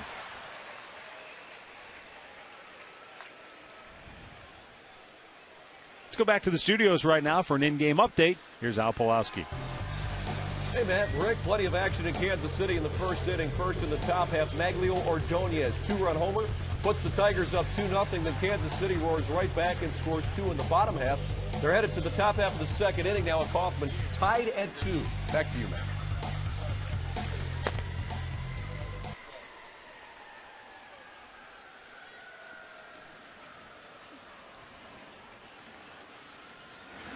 Matt Laporta drives one to right field. Back goes Thames. It's over his head. Hits off the wall. And Thames with a throw towards second base. And Laporta is safe. And a very close play there. But Dana DeMuth, the crew chief, called him safe. And John Farrell's going to come out and argue. He's saying that arm got in before he tagged him. He watched all the way. And I'll tell you, with 2 outs, it may be worth the gamble. But it looked like he was going to get thrown out. But if you watch the tag, watch his left arm or his left hand. Thames made a nice play off the wall. And let's see the throw. The ball beats him, no question. And did you see where the tag was? His left hand got in there. Watch his left hand. By the time he tags him, he hasn't tagged him yet. The hand's on the base. That was a good call. I mean, he followed the tag all the way. The ball beat him. Tag is high. You can see, you can read his lips. The tag was up in the chest, and he was right. The hand did get in. I mean, by all rights, it looked like he was out, but he followed it all the way in. Austin Kearns 1 for 2, an RBI single. Or I should say a single and a run scored in the second. He flied to right, though, with runners at first and third and 2 down to end the third inning. Indians looking for some of that 2-out RBI magic that Toronto's been using. A little spark here. That would be nice.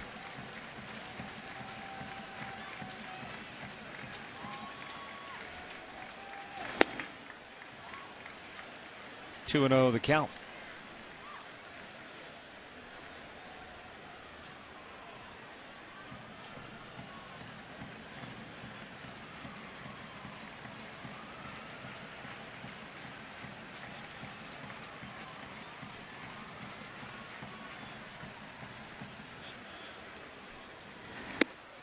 And a strike over the inside corner.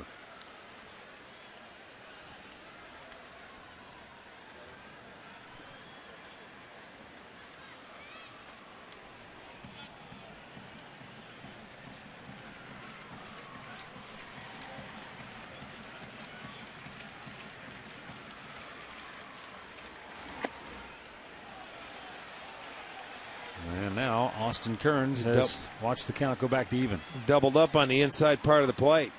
Came back with the fastball inside on the inside corner. 2 good pitches. Kearns obviously looking for a ball away. Now he may go right back outside with a changeup away.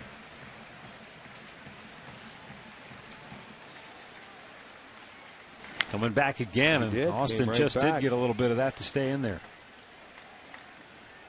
He'll triple up. Yeah, he came right back into that same spot. You know, so they took their chances, but Kearns able to foul it off. And you see, that should show you right there as a hitter. He's throwing his best fastball on the inside part of the plate. He's done it for the 3rd time, and you were still able to get a piece of it to stay alive. He didn't throw it past you. So that ought to tell you something. There's a drive to center field. Back goes Davis, still going back, and makes the catch. In deep center field to end the 5th. It's still Toronto 5, Cleveland 2.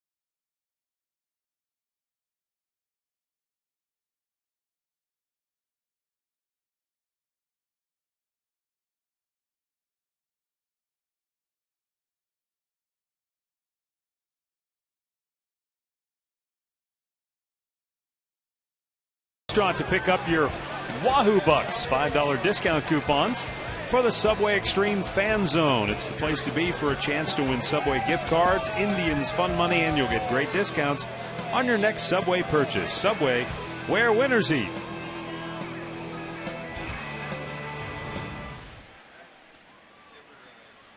We move to the 6th inning. Edwin Encarnacion will lead off for Toronto.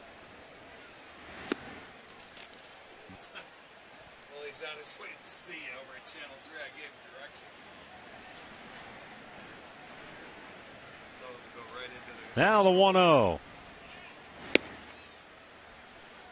2 balls, no strikes.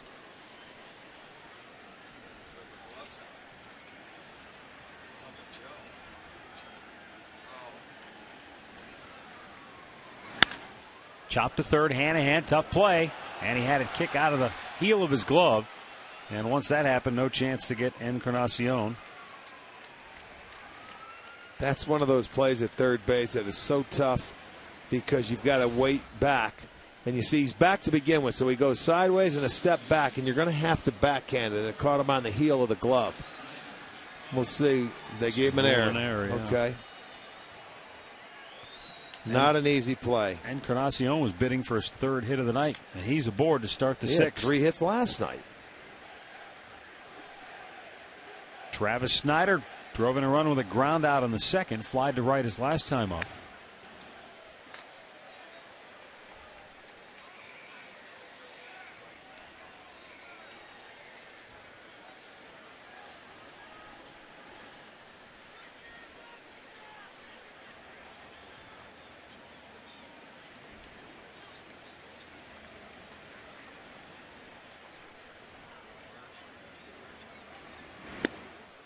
a little bit outside 1-1. Next pitch will be number 80 on the night for Talbot.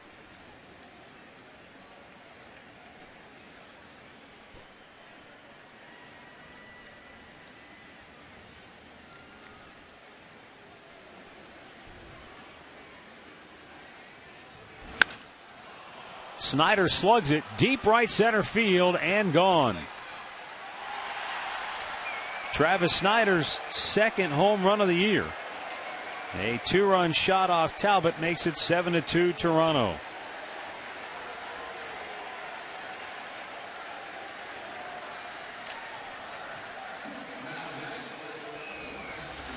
Well, we said last night this young man has some power. He gets into a ball right in the wheelhouse of the left-hander, though. And that's a fastball dropped into the barrel head of the bat, and he gives it a ride. Second dinger. It's now a 7-2 ball game. And that one hurts right there, because they didn't even have time to get anybody up and ready. Because now Chad Durbin, who is getting loose, he's thrown about 7 pitches. Well, that was the 80th pitch of the night for Mitch Talbot. And it ends up in the seats. He gave up 3 in the second inning, 2 in the fourth, and now 2 more here in the sixth. You know, that's his 10th home run given up in about 58 innings of work. So that's a lot of long balls. So again, another start for Mitch Talbot where he has struggled.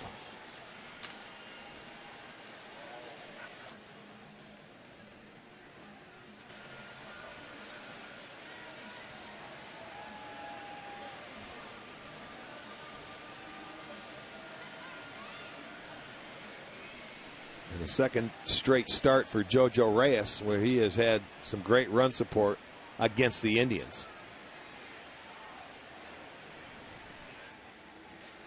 Well, here now is J.P. Arancibia, 0 for 2 on the night. JoJo Reyes once again being showered with support.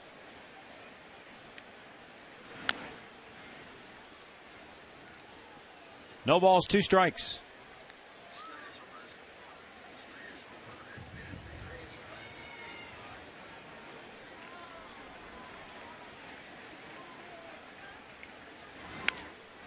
Loop toward first. Laporta turn one way, then turn the other, and that drops. Well, I think as soon as Durbin's ready, he's got to be in the ball game. Although that one hit softly. Let's take a look. Jams him. He turned one way and had to turn his back, and it's awfully tough. He turned the wrong way to begin with. He went toward the line. The ball was hit over the other shoulder, so he wasn't going to make the play on that one. He would have had to turn and open up that stance and go to right field with his right shoulder. Rajai Davis 2 for 2 with 3 runs batted in. Something new, though. This time he comes up with nobody out. He's been up with 2 outs in each of his first 2 at bats. Drove in a pair in the second and another in the fourth. And that's just foul. That looked fair initially. You know, I think the umpire, he didn't know which way he was going to turn. That ball was scorched. Dana DeMuth, he stopped. He was yelling foul, but that ball went right under his feet. He was probably right. I mean, he's sitting right on the play. Yeah. But when you jump out of the way, you don't know which way your hands have got to turn. He was yelling foul. I heard him. It was another breaking ball. And watch his feet. And it did look foul. That was quick. But he was waving his hands, and as Davis saying, I want fair.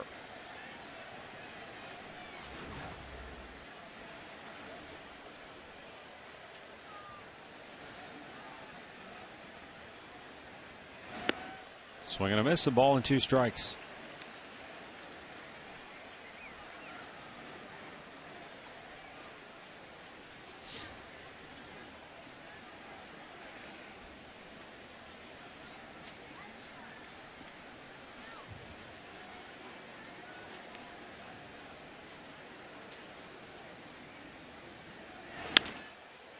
Chopped in the hole. Third baseman Jack Hanahan goes to second to get the force there for out number 1.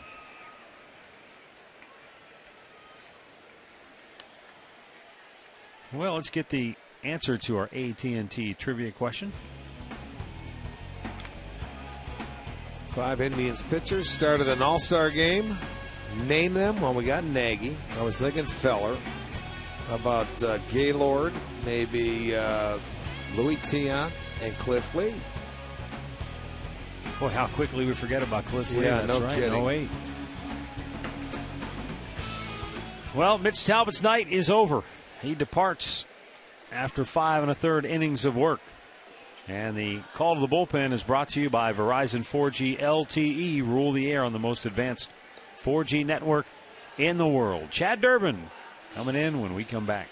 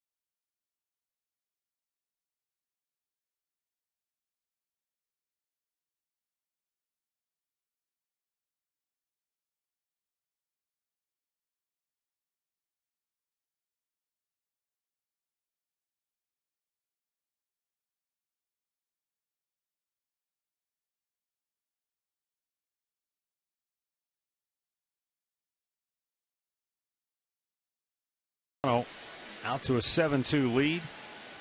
Chad Durbin coming on to face Yunel Escobar with a runner at first and 1 out. 34th appearance of the year for Durbin. Chad an inning in last night's game with zeros across the board.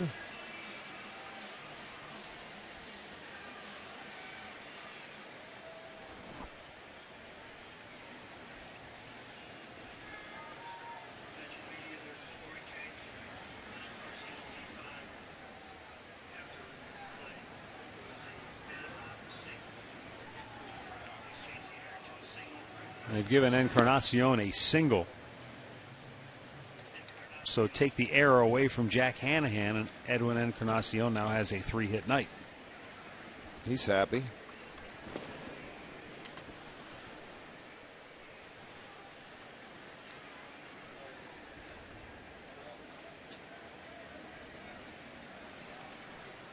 Seven runs on 10 hits for Toronto. Make it 11 now after they change that. Yeah.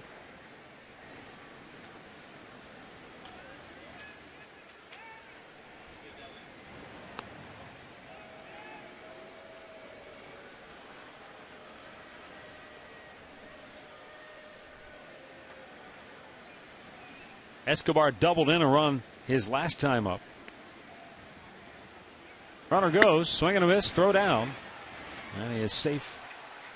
There was a little bit of contact between Marson and the hitter, but it was not deemed intentional by the umpire, or no interference called. I guess they didn't actually bump. No, they didn't, and you have to make contact. You're right. He has the right to the batter's box. They didn't hit. As a catcher, you've got to make contact. He did not. He just had a good jump and stole it off Durbin, really. Outside 1-2.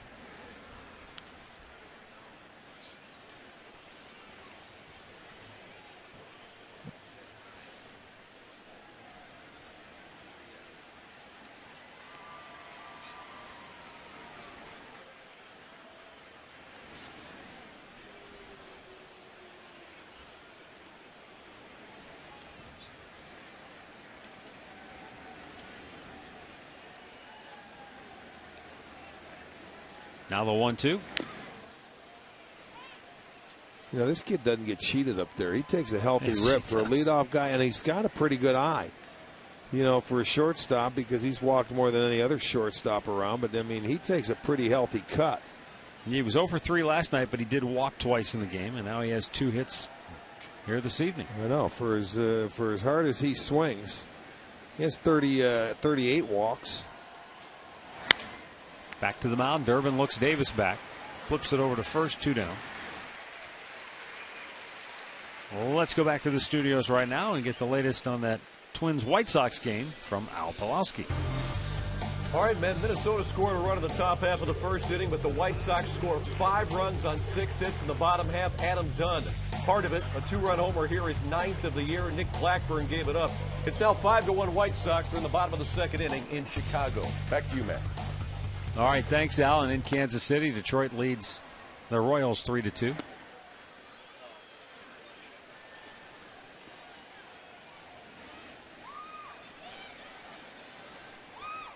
Eric Thames, 1 out of 3. He singled in the 3rd inning.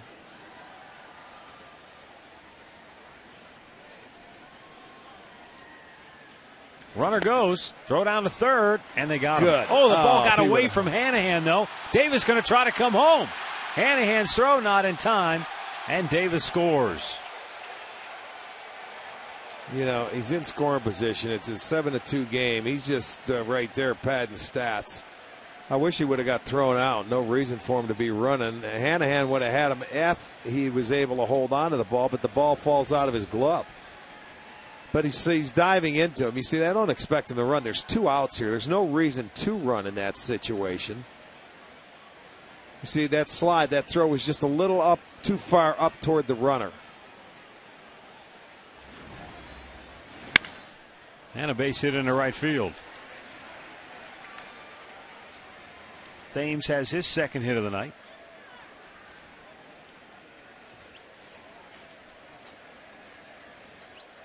A 3-run 6th for Toronto. They're up 8-2 now. And Jose Bautista, 0 for 2 with a walk, is now the batter.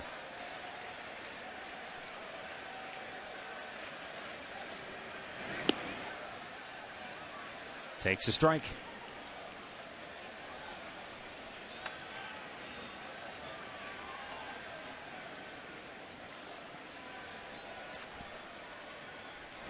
Swung on and missed. Chase one up high.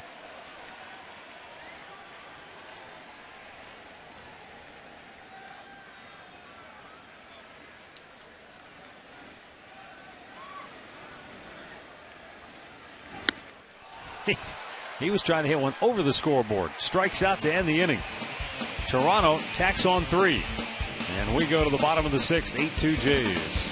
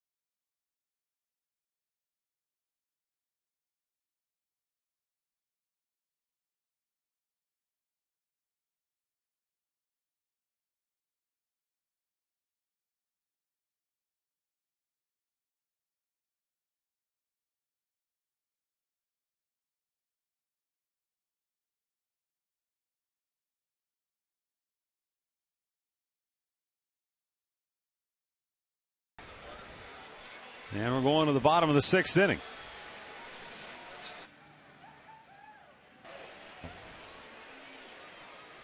Jack Hanahan will lead off for the Tribe. Then it will be Lou Marson and Michael Brentley.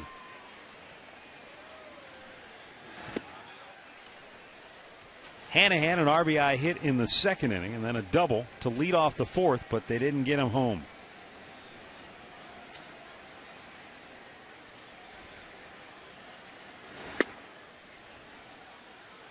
One and one to count.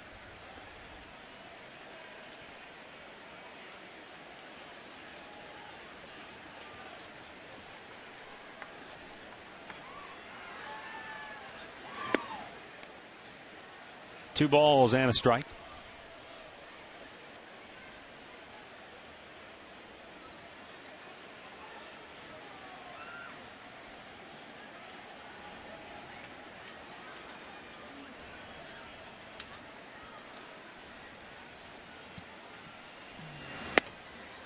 Called a strike outside corner. 2-2 for Jack Hanahan.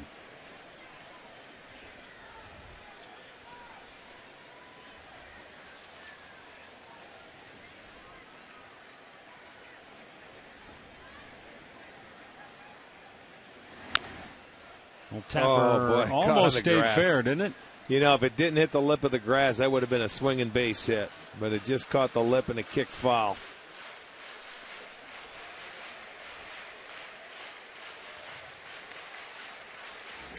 You know, if it hits on the grass the first time and not on the lip, it's going to be a hit. There's the kick. And it did a hard left.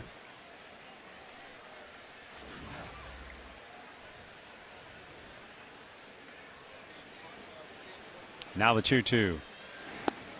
Low and away, full count.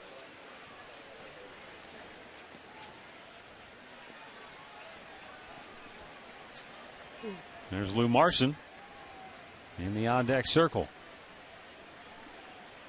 JoJo Reyes with his 88th pitch of the night coming up right here. Jack pops it in the air, left field. Over near the line is Travis Snyder. One away. Our Miller Taste Greatness moment takes us back to this date in 1997. The All-Star Game here in Cleveland. And Sandy Alomar. Yeah, that was his year, wasn't it? No doubt about it. Sandy Alomar's 1997. That was his whole year. That was a career year for Sandy. MVP of the All-Star Game, made it to the World Series, got to play with his brother. That was some kind of year, boy. The home run he hit off Mariano Rivera in the division series. A special year for that man.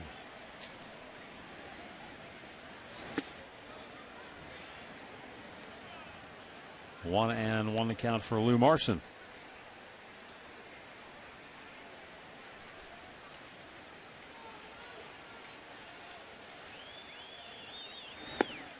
Waves at the off-speed pitch.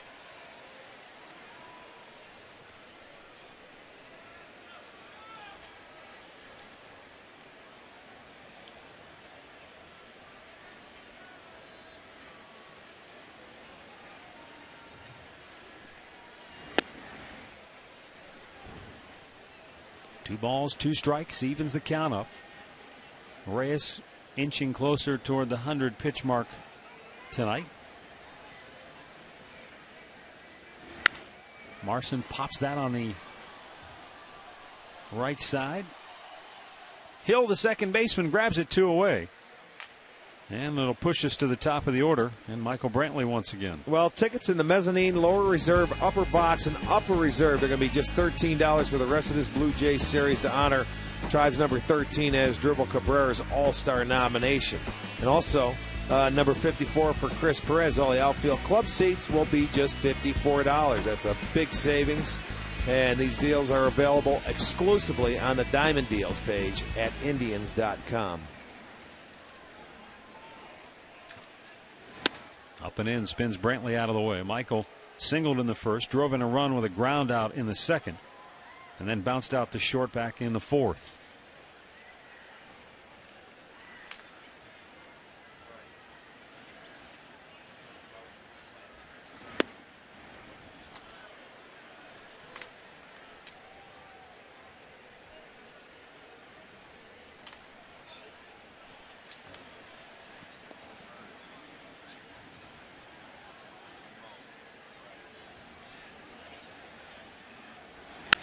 Up the middle, and Michael Brantley has another hit, his second of the night, his fourth of the series. And it comes with 2 out here in the 6th inning, and it will bring up Asdrubal Cabrera. Well, the 7th hit, Michael, his second hit. You know, the left-handers have 4 hits out of the 7 off of JoJo Reyes. Brantley with his second. Jack Hanahan has a pair. Unfortunately, this one coming with 2 outs, so we'll see if they can string something together.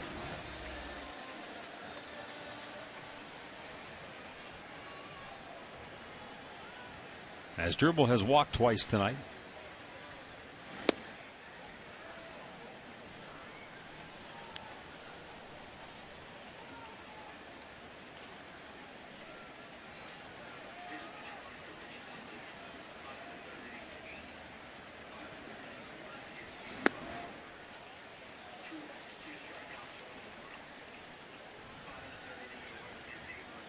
Tigers now lead the Royals 5-2. They're in the 3rd in Kansas City. White Sox over the Twins 5-1. They're in the 3rd in Chicago. Texas leads Oakland 7-1. They're in the 3rd inning down in Arlington, but you have to imagine both teams playing with mixed emotions after what happened last night. You're not kidding. Fan falling to his death almost 1 year to the day. The fan fell last year when we were there. That fan, however, survived a very scary fall that was almost 30-footer. Twice as high. It was, yeah. That was a scary night when we were there, and I'm sure no different last night, although different situation. It went from the upper deck in right field where when we were there to that was out in left field over the fence, and nobody could see it. Right. It wasn't quite as out in the open as the one we witnessed. But certainly it was. Boy, that is strange in that ballpark. Yeah, to have that happen twice in the span of a year.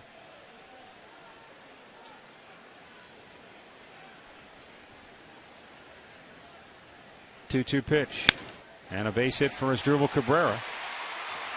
Into right field. Brantley stops at second base. 2 on, 2 out.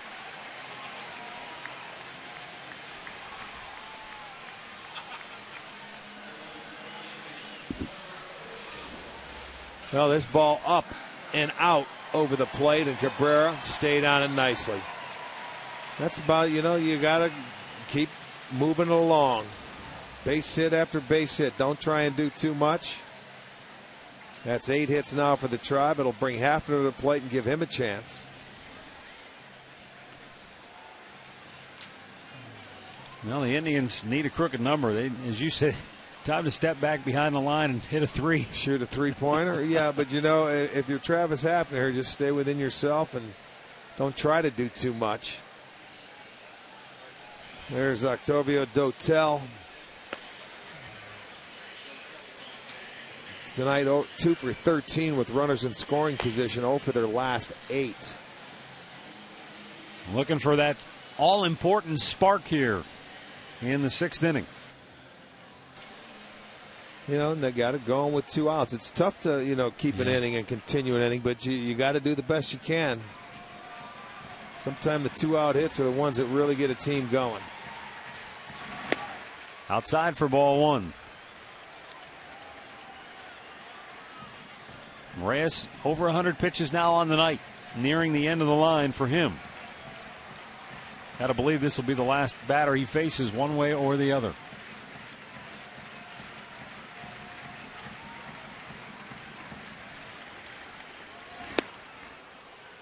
That'll even the count at 1-1.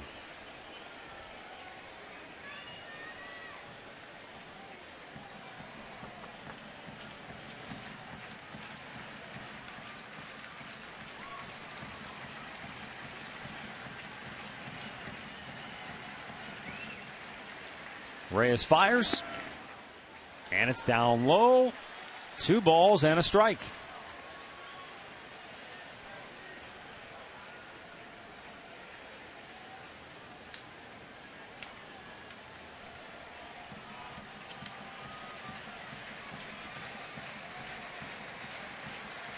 Hafner 3 for 5 last night, but 0 for 3 so far this evening.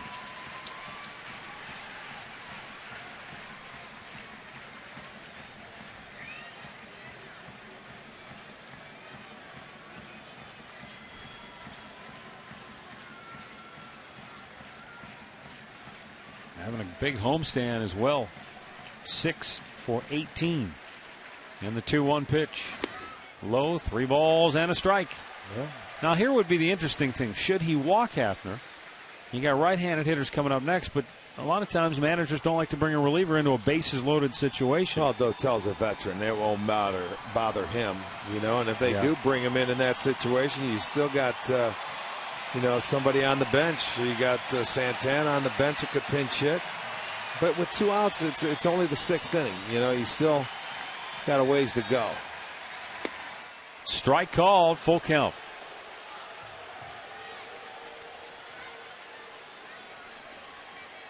And Reyes is really having to work for it to get through this 6th inning.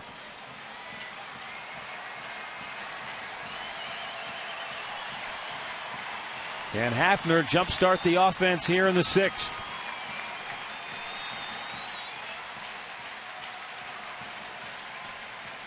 Runners go, 3-2 pitch. Bounce to first. It gets by Lynn. It ate him up.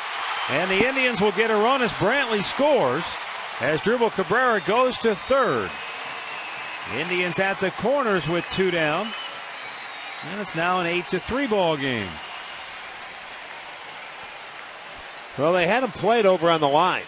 And Adam Lind, I don't know if he went for the backhand. Let's get a replay and see. Hafner hit the ball hard.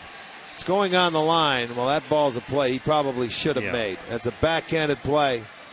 And he should be out of the inning. There's another break. You see, he's there, and then he just quit and tried to backhand it and just didn't make the play. It'll go as an error on Lynn. The Indians get a run home. Second error of the night for Toronto. That's going to send JoJo Reyes to the showers. We've got a timeout here in Cleveland. Indians at the corners with 2 down. And Octavio Dotel will be on when we return.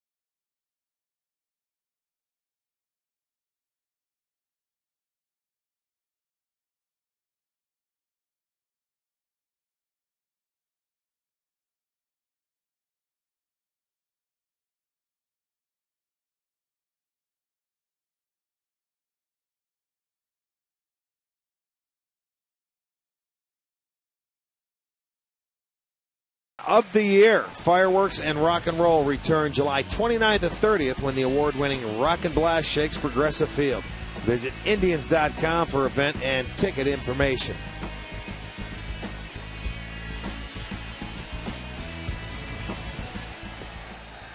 Well, they're going to try to show Toronto how it's done.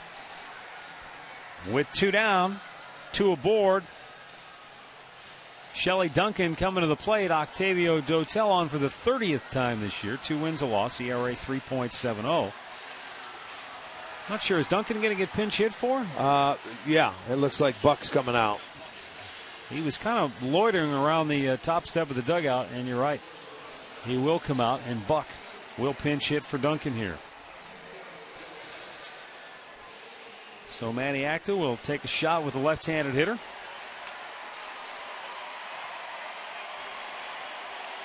Again, it's been a struggle tonight for the Indians with runners in scoring position. And you know, that's where you get frustrated, as they were last night, because you have opportunities but just can't cash in, can't get that big know. hit to bust it loose. Think about it. They already got a run in this inning thanks to the error, but it all started with 2 outs. Yep. So you're getting an extra out in this inning right now. So if you can really get a base hit here, that'll really, get everything back into perspective because you're taking advantage of an extra out in the inning. But it's going to come off Dotel, the reliever.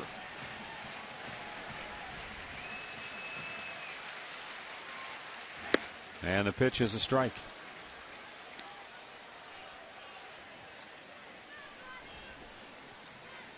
Buck has hit in 5 straight.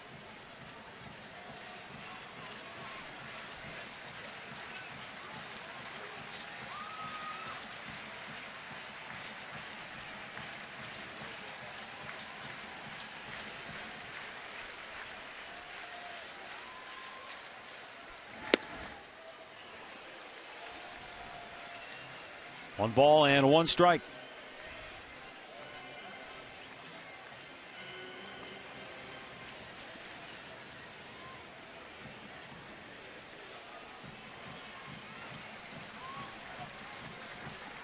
Dotel ready to deliver.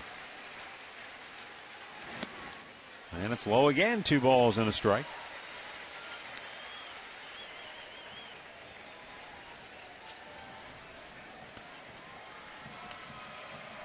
Dotel has stranded 22 of the 27 inherited runners.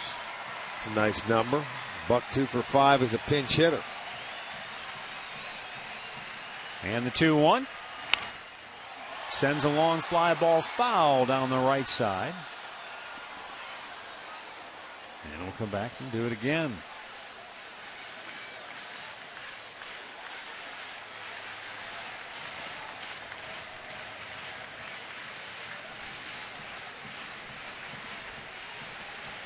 The Indians have done a pretty decent job in pinch hitting.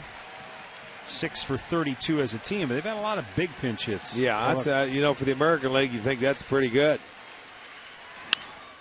Bounced in the hole. Backhanded by Escobar. Long throw, and he got him. And a terrific job once again by the Toronto shortstop.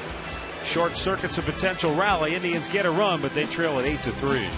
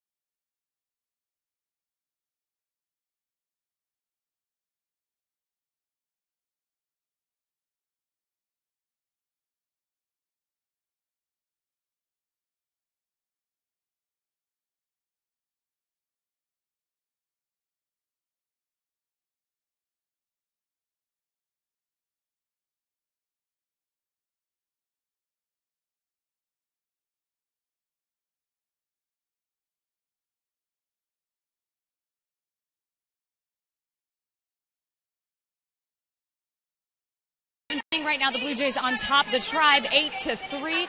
We've got 2 more games here before the All-Star break, and boy, we've got a ton going on out here for you. Tomorrow, it's the International Festival. You can see performances and try food from different cultures out there on the Gateway Plaza. It's also Kids Fun Day both days. On Sunday, we've got Jungle Terry in town. Also, your kids can get their chance to get a free ticket to the Wild Water Kingdom, and as usual on Sundays, they can stick around to Move It Around the Bases, sponsored by the Cleveland Clinic. And you know what, Rick, Matt, if you're good, they might let you guys come down here and run around the bases as well. I promise I won't be good. I might make it to second base. Need help to get home.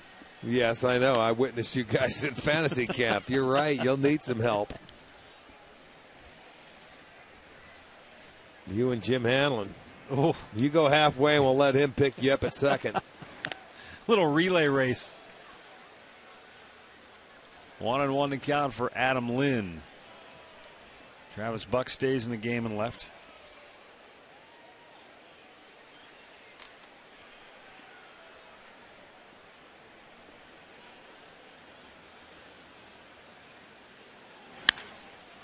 Hot smash to second. Nice backhanded pick by Orlando Cabrera for out number 1.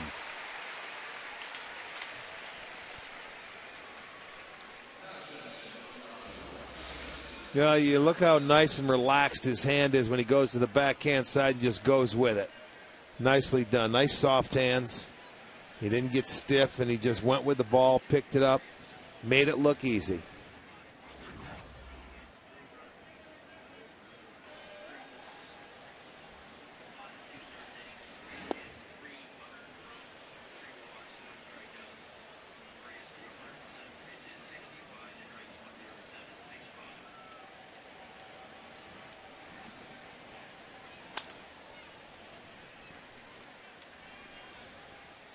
There's the 0-1. That's in the hole. As dribble Cabrera. Boy, nice positioning. And man, did he get his feet set and made that play look rather routine. 2 down.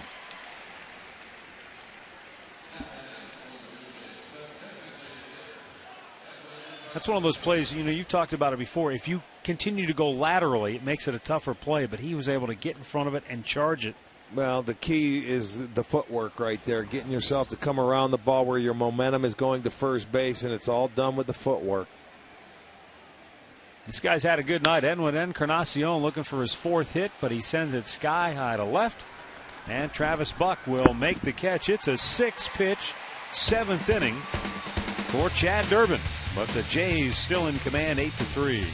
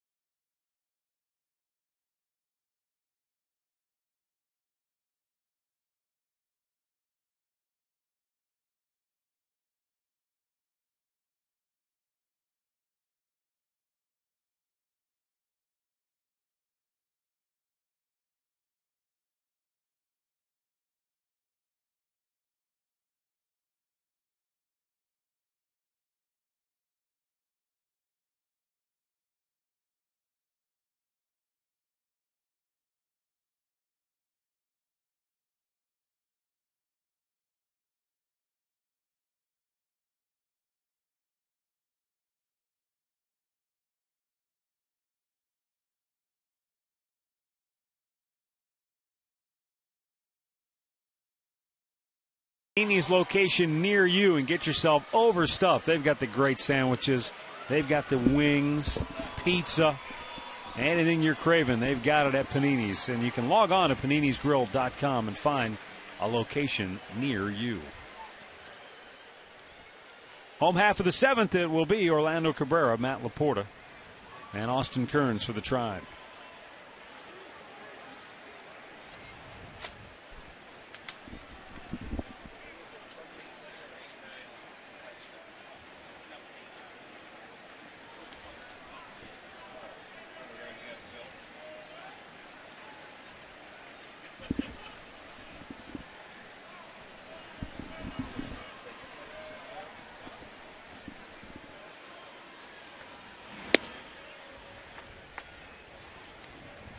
Orlando Cabrera 0 for 2 with a walk.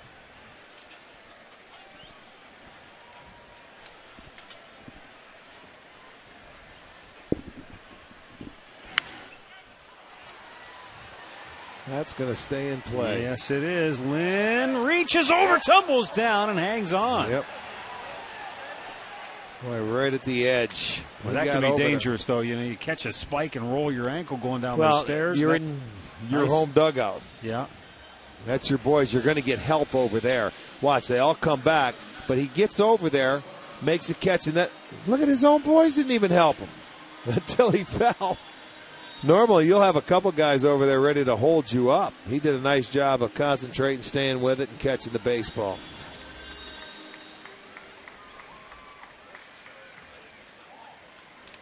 One down for Matt Laporta, who doubled off the wall in right field his last time up.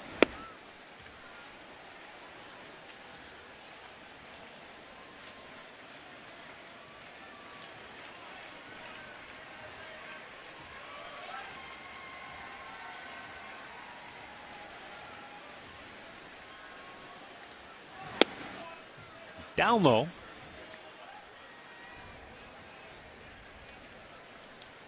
One ball, one strike.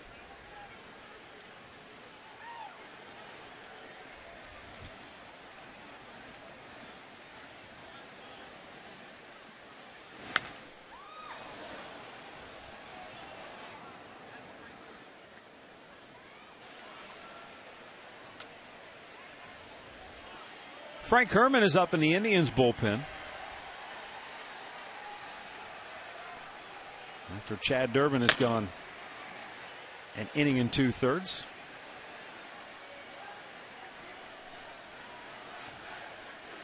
Dotel ready with a 1-2. And Laporta shoots it out of play again.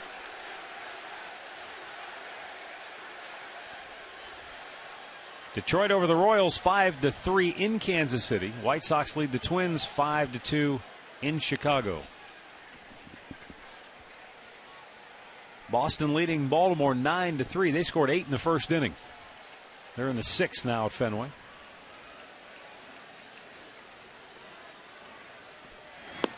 Laporta strikes out, 2 down.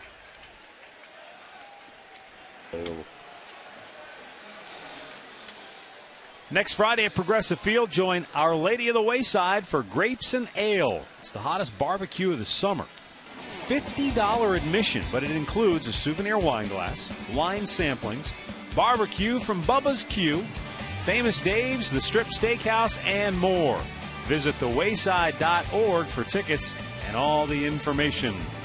Sounds good.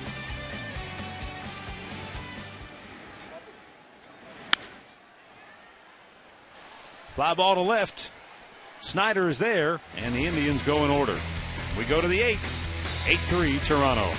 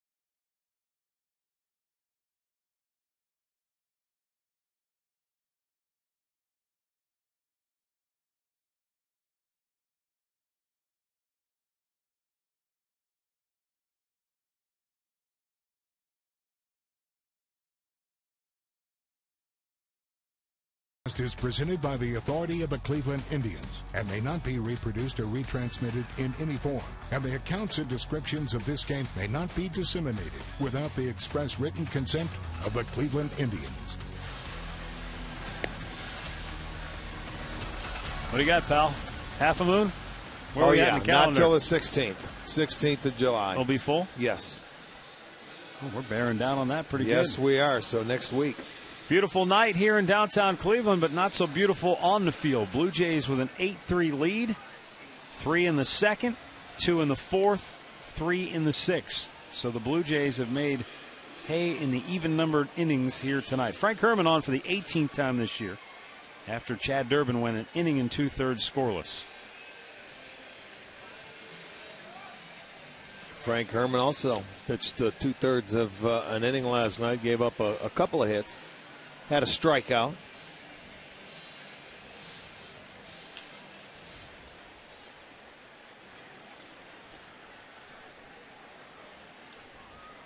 Travis Snyder clobbered a 2-run homer in the sixth, his last time up.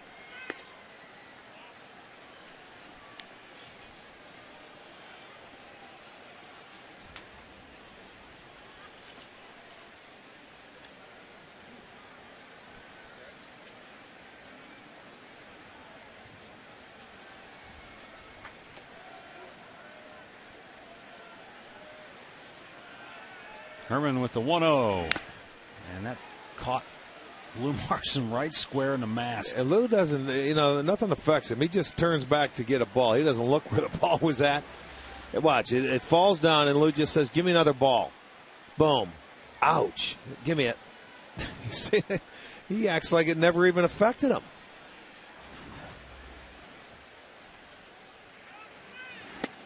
It's like a stubborn kind of toughness. That is, yeah. When you take it off the mask, sometimes, you take shots, and he just reaches back, let's go, like nothing ever happened. I think he wanted that last pitch called a strike, too, and didn't get it. Yeah, I think you're right. He did look back. Well, he took that one off the shoulder. Getting beat up a little bit back there. Or maybe that one clipped on the mask as well. It was hard to tell. Kerwin Danley asking Marson if he's all right. No worse for the wear. It's another day in the job of catching in the big leagues. You know what's amazing is you start thinking back to guys like Jim Hegan, our buddy Mike's father, and Yogi Berra, and guys of that era. I mean, their equipment couldn't have been nearly as good as what they have today. Think about the glove they had. They had that one little round hole in the middle of it. It didn't have a crease in it where you could catch it like a fielder's glove nowadays. They only had that little chest protector that would go down, and it was different. In the hole, a base hit for Snyder.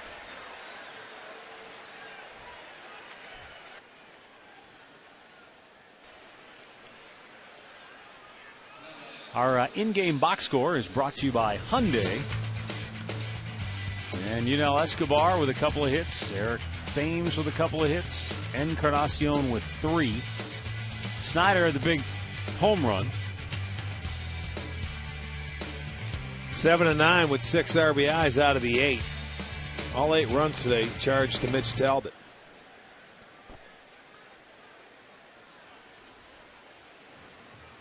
Aaron Sebia shoots it back out of play.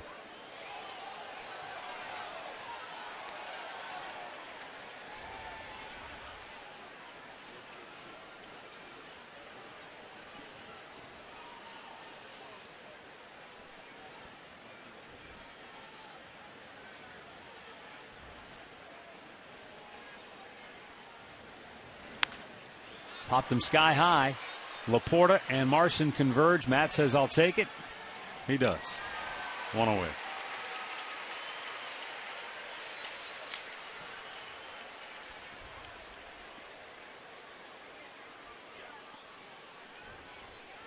I'll bring up Rajay Davis, who has 2 hits on the night. And the last time he was aboard with the Blue Jays up 7-2 at that point, he stole a couple of bases. Right. And he was already in scoring position when he went from second to third trying with to steal 2 there. outs. Yeah, not the right thing to do. In the dirt, Marson with a good block.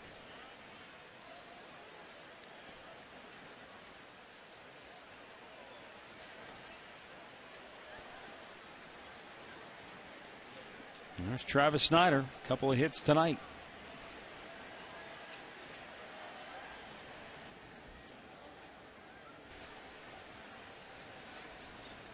1-0 pitch in for a strike.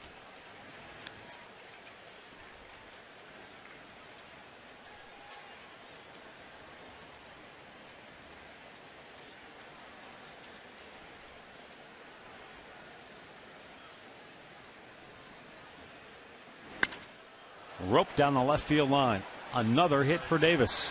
Into the corner it goes. Snyder into third. They're going to wave him home. And a throw overshot the cutoff man. He scores easily. Rajai Davis has driven in his 4th run of the night.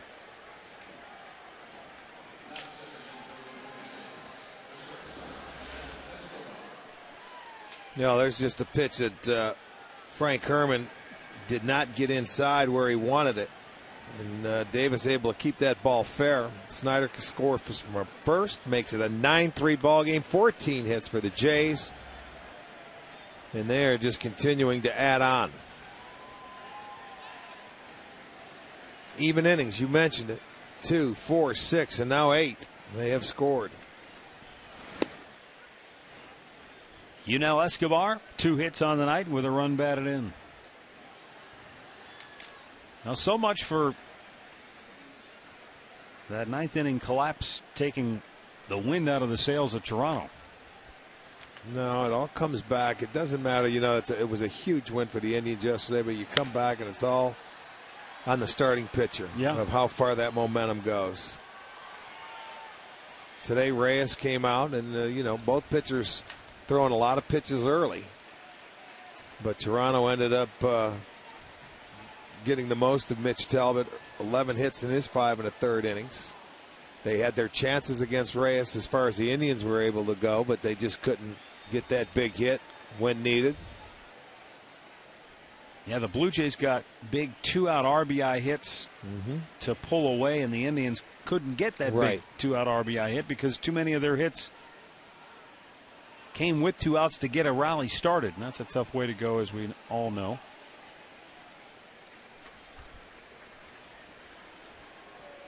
But the Blue Jays having their way tonight, 9-3 here in the 8th.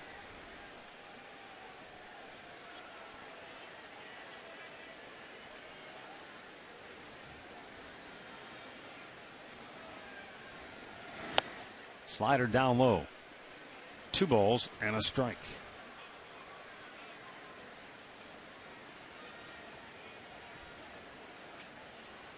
And Escobar's reached in 16 straight games. Reached safely.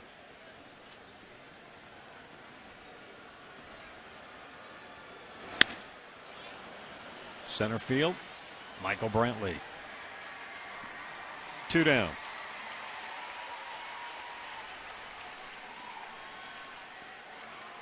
That's going to bring up Eric Thames, who is 2 for 4 on the night. A couple of singles for Thames.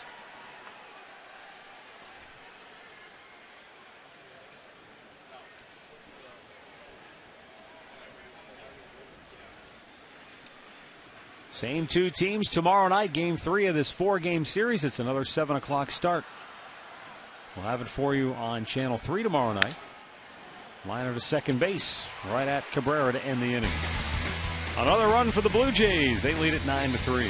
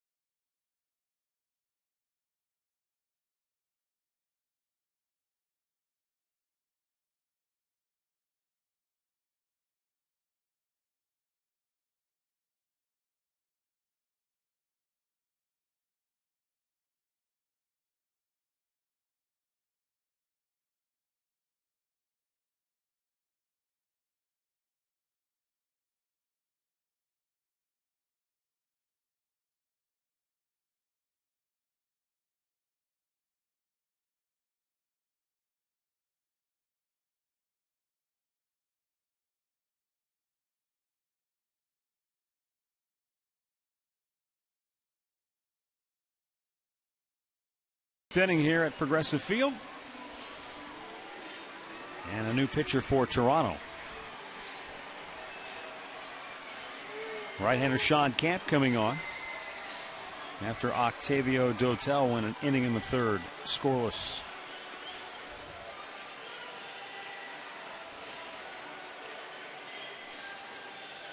$25,835 our attendance tonight here at Progressive Field.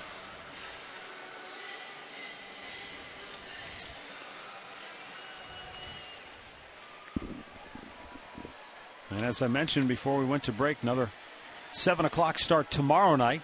We'll have it on another Channel 3. Fireworks show as well. Going on tomorrow night. Yeah. Good people coming out. Nice crowd. And if you come out, you got a chance to see a great pitching matchup. Josh Tomlin going for his 11th win of the year.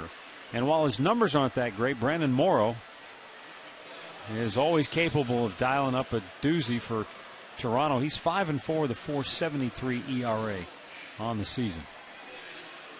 That's tomorrow night. And then, of course, Sunday's day game will wrap up the first half as we head to the All-Star break. This one tonight, though, has been all Blue Jays. 9 runs on 14 hits for Toronto. 3 runs, 8 hits for the Indians. As you see Tomlin. And we'll get the start tomorrow night, talking with Justin Masterson. Jack Hanahan leading off 2 for 3. A single, a double, a run batted in. Takes a strike.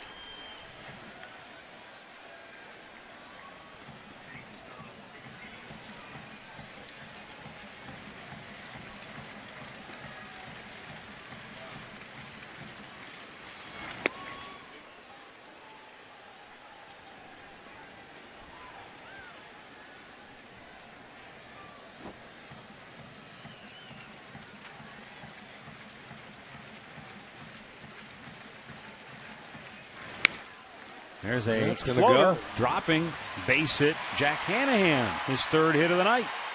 And the Indians get their leadoff man aboard here in the 8th.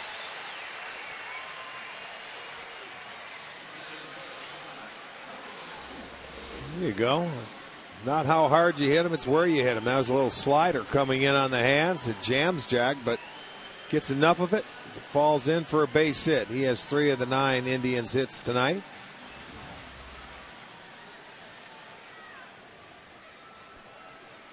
Lou Marson 0 for 2.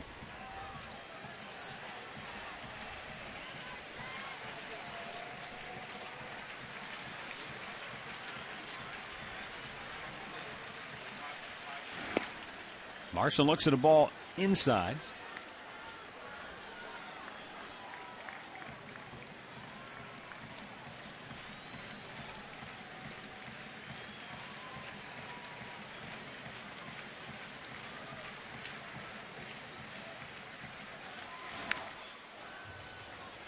Foul back, 1-1 for Lou.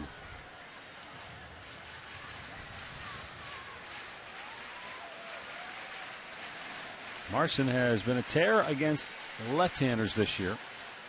Right-handed pitchers have given him fits.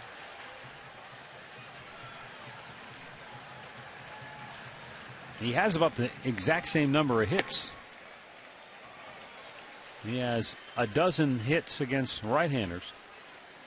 13 hits against lefties, but twice as many at-bats against the right-handed pitchers.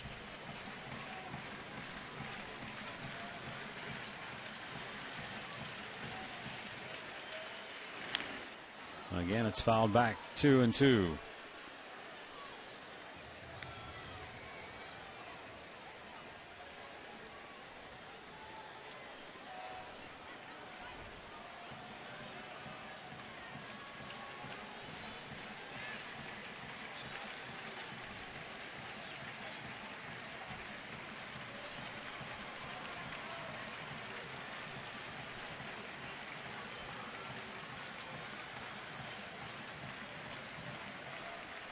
Now the 2-2 pitch. And a ground ball single into left field for Lou Marson. And back-to-back hits for the Indians here in the bottom of the 8th.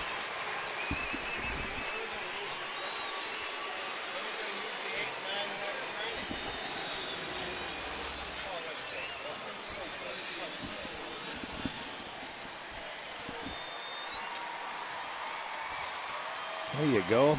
They're playing Lou the other way to push the ball to the right side. He ends up turning on it, hits it in the hole between short and third.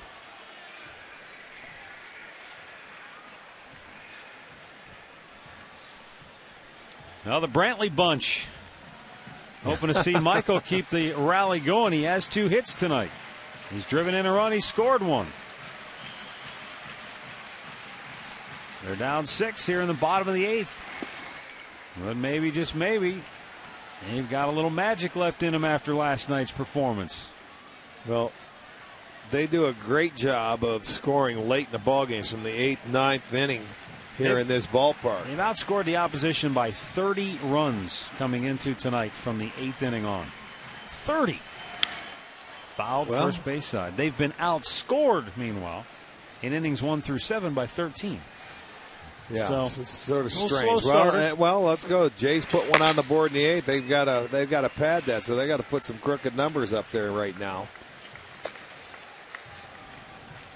Yeah, John Farrell's not going to let this one certainly turn around like it did last night. That came coming in the 9th inning. They were shut out for 8 straight innings. It's outside, 2 balls and a strike.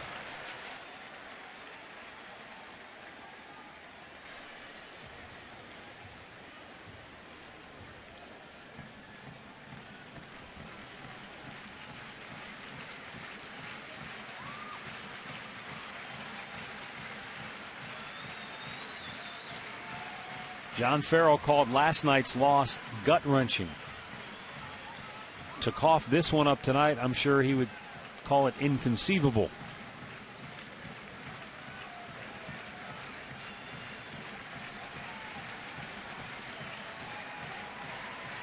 Brantley awaiting the 2-1 pitch. And a base hit into right field. That's going to bring Hanahan to third. The bases are loaded, and nobody's out here in the 8th inning. Well, here you go. That's how it all started in the 9th last night.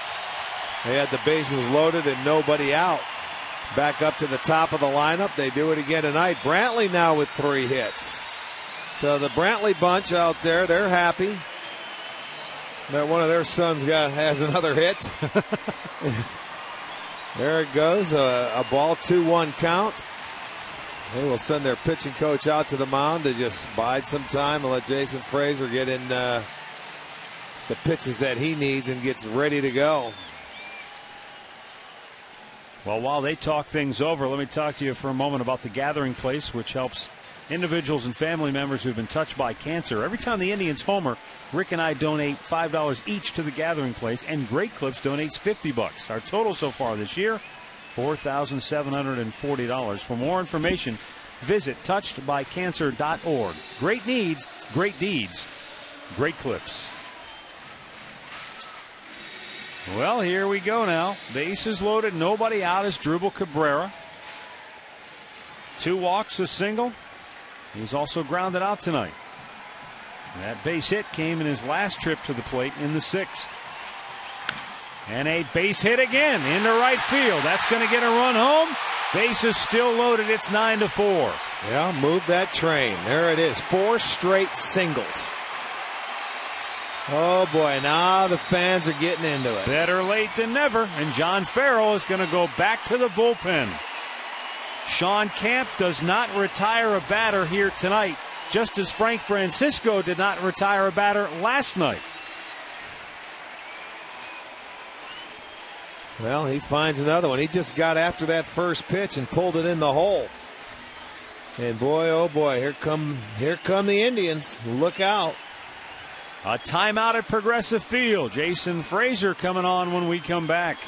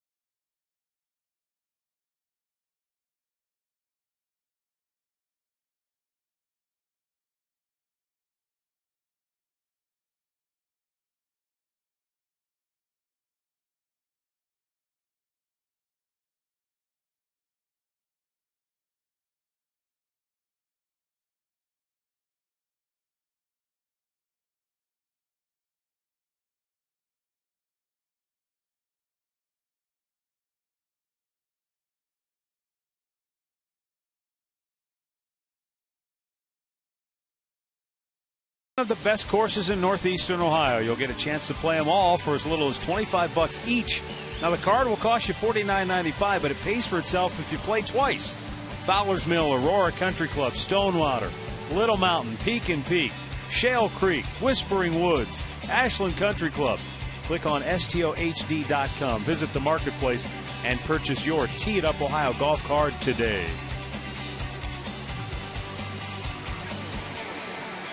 Well, this crowd of over 25,000 primed for another Indians comeback. They still have a long way to go, but at least there's still hope. Bases loaded, nobody out, 1 run in. Tribe down 9-4, and guess who's coming to the plate? Yeah, speaking of teeing it up. Last night's hero, Travis Hafner. Well, they've had a terrific start to this inning. Sean Camp did not retire a batter out of the 4 he faced. And you know you don't look for a home run here. I'm sure everyone's thinking, hit another grand slam. Just keep this inning rolling. I want to see a ball hit the outfield grass for another base hit and work your way back into it. They now have 12 hits on the game. It's a 9-4 ball game, but the opportunity is there.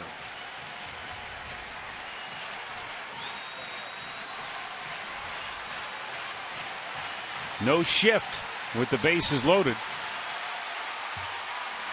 And Hafner takes a strike.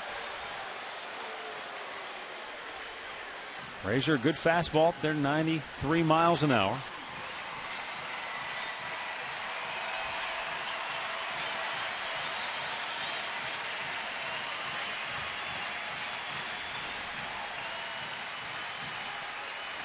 In the dirt and a good block.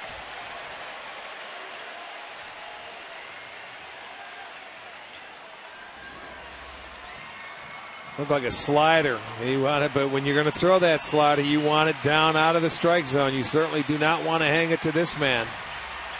Indians hitting .629 this year with bases loaded and less than 2 outs. They have been unconscious. Jason Frazier, former Saluki from Southern Illinois. Delivers.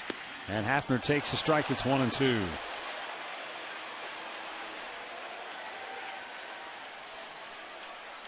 I don't know if he still throws the splitter, but at one time he did feature that pitch. But when you can throw it mid-90s with a fastball and you get that hard-biting slider, you don't need to fool around with much else. That's a field pitch. You don't want to get anything else a chance to hang it. You better go at him with your best stuff, that fastball, and spot it. Hafner now just trying to stay alive in this at-bat. 1-2 the count. You can see he's got it working right now. That pulse rate is up for Jason Frazier. Hafner's been pretty good, though, at giving in and taking his base hits this year. Sure. You don't hit 500 with guys in scoring position if you don't. He's been very good at that. You know, there's times you take your shots, and there's other times you got to take what's given. And right now, he's going to have to take what's given in a 1-2 count. You don't want to roll over on a ball. You want to keep this thing moving. Frazier taking a long time. Now he's ready. And he struck him out. First out of the inning. And you see, he didn't mess around with any breaking ball. He came right back with a well-spotted fastball away. And you see, Pronk was protected. He was late on it. He wasn't sure if a breaking ball was coming. He dotted it just on the outside part of the plate. Look how late he was. That was a well-executed pitch by Frazier.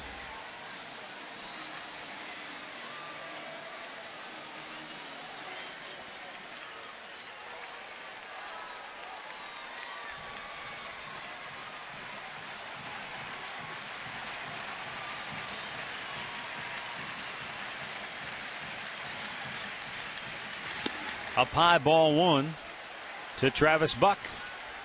Grounded out in his only plate appearance in the 6th inning.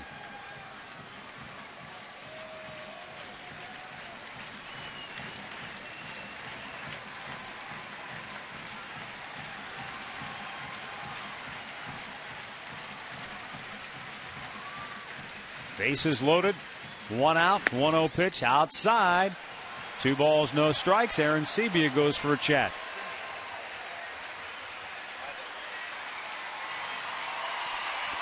This guy goes to the mound about as much as any catcher I've ever seen. Frazier, you could tell, didn't want to have much of a chat there. There's nothing to talk about. It's a 2-0 count. He's got no room for error. He's got to come in and throw a strike. Nothing to talk about.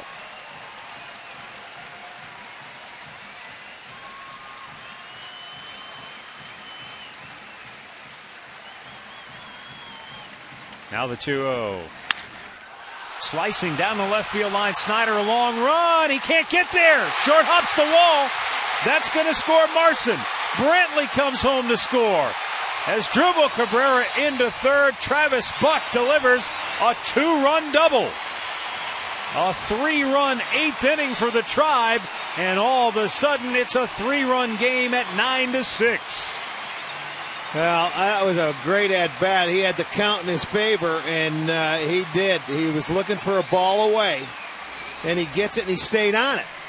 Look at that. Was the same pitch like Hafner struck out on, but with Buck up in the zone, he stayed on it, and it finds the warning track. Short hops the wall out there by the time Snyder gets it in. 2 runs come home, second and third. Other opportunity to add on.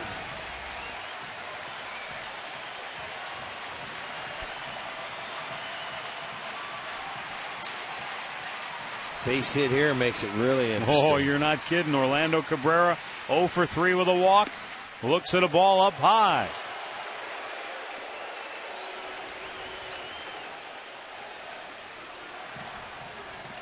Makes it very interesting right here.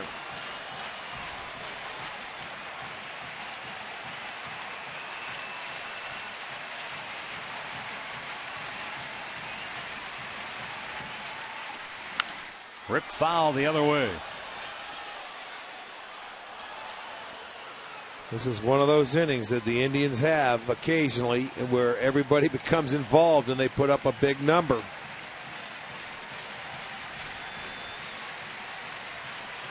Five hits in the inning.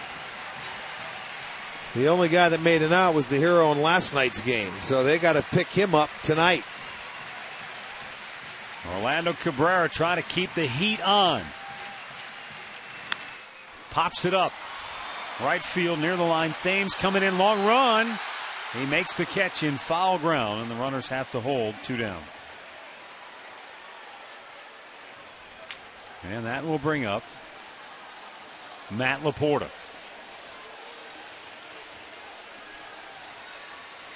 Now Matt Laporta tonight is 1 for 4. He doubled off the wall in right field back in the 5th inning. But that's the approach, that when Matt Laporta takes the ball to the opposite field, he can hit it a long way. And against this guy, you figure he could hit it. He could easily hit one out of here going to the opposite field. He's a dead red hitter. He loves the fastball. So if he can get himself in a count, you know what he's going to look for, that first pitch fastball. You get it, let it go.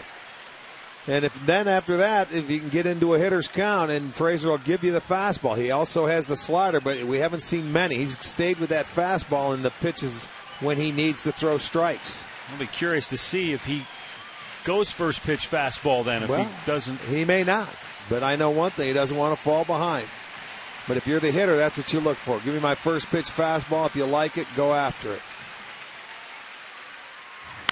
Oh, he got one, third too. Base side, foul. Boy, he had a good one to hit. He came at him, and that was your pitch. He comes fastball, middle in, just topped it. Just topped it. He had a good pitch to hit. Laporta, the 8th man to bat in the inning for the Indians. 3 runs in, 2 still out there. They're down 3 with 2 down in the last half of the 8th inning.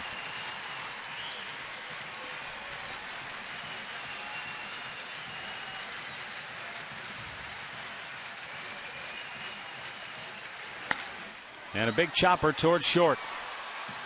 Escobar throws him out, and the inning is over. But the Indians making it close. 9-6 Toronto as we go to the 9th.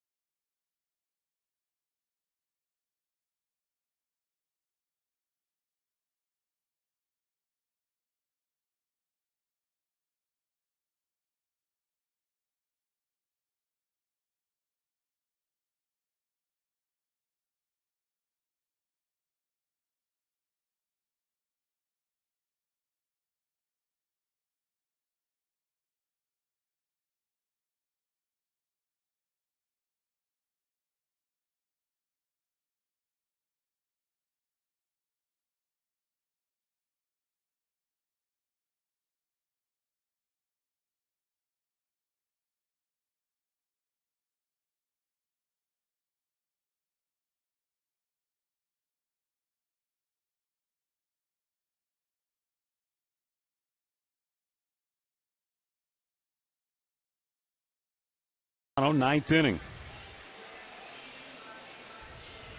And for the Indians, Vinny Pistano will come on to work. 36th appearance this year for Vinny. 1 win, no losses, ERA 2.59.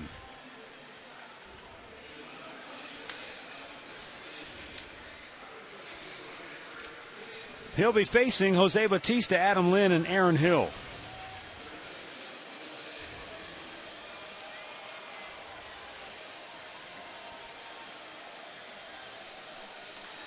Now here tonight, Rick, at least as things stand now, assuming Pistano can get through this inning, it will be a save situation. Oh, yeah. So how John Farrell approaches the ninth inning tonight will be interesting to see.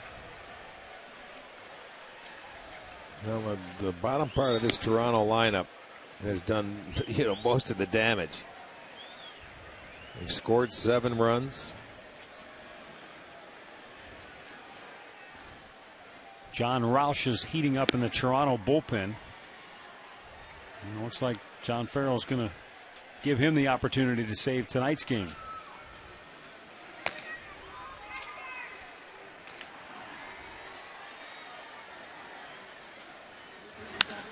Popped in the air, right field, slicing foul, and into the seats it goes.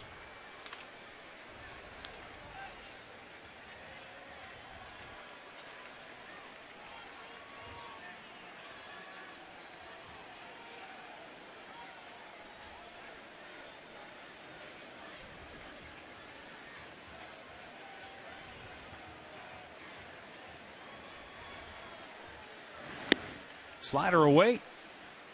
3 balls and a strike.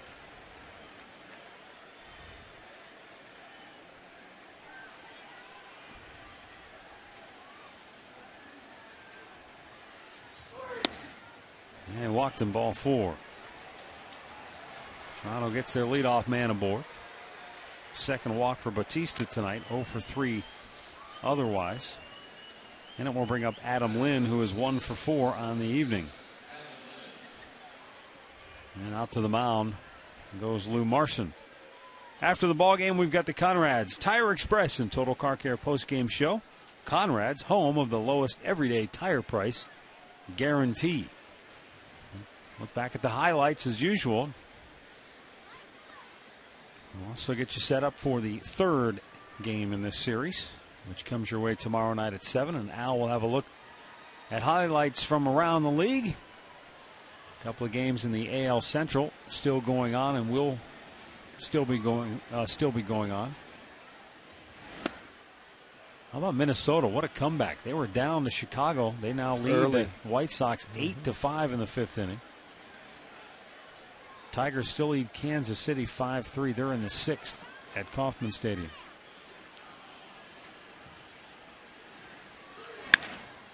In the air, left field. And Buck makes a nice running catch for out number 1.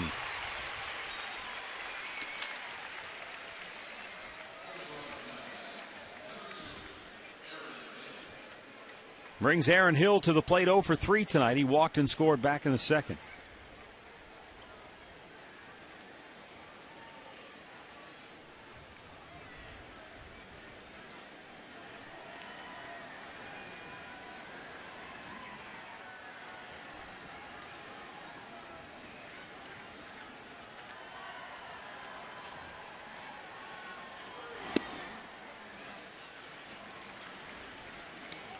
These two teams tonight have combined for 15 runs, 27 hits. Right now, one of the big differences is the fact that the Indians have stranded a dozen. Toronto just 5. Pop to center. In comes Brantley. 2 away.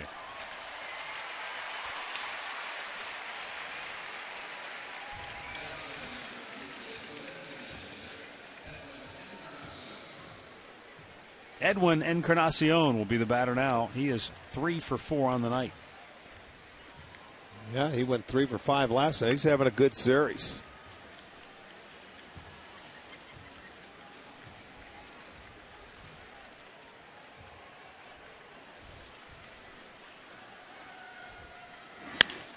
in the hole and a base hit. 4 hits for Encarnacion tonight.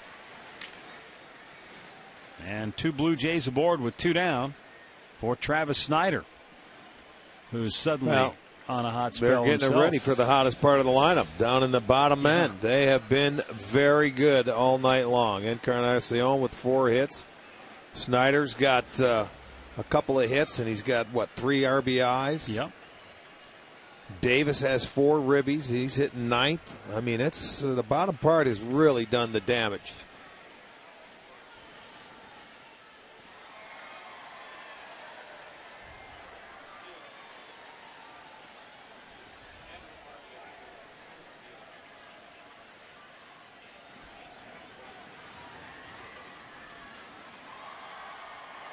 More time taken.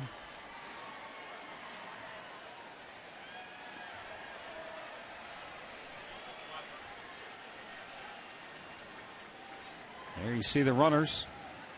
Castano misses wide of the mark.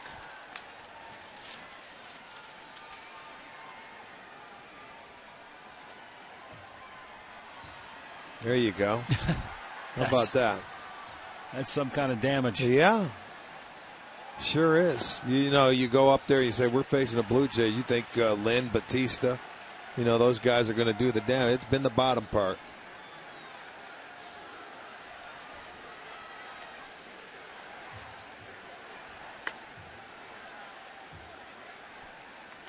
Now the 1-1.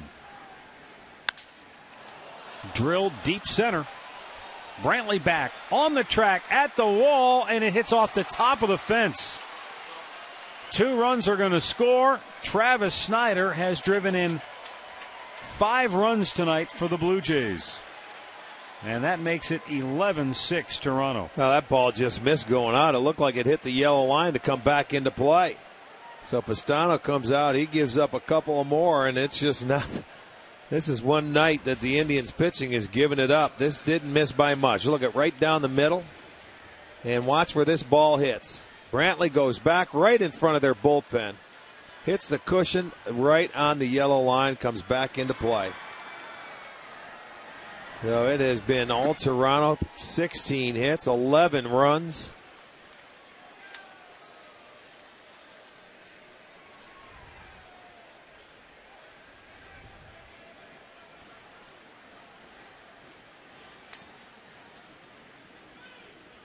Swung on and missed. Nothing into the count.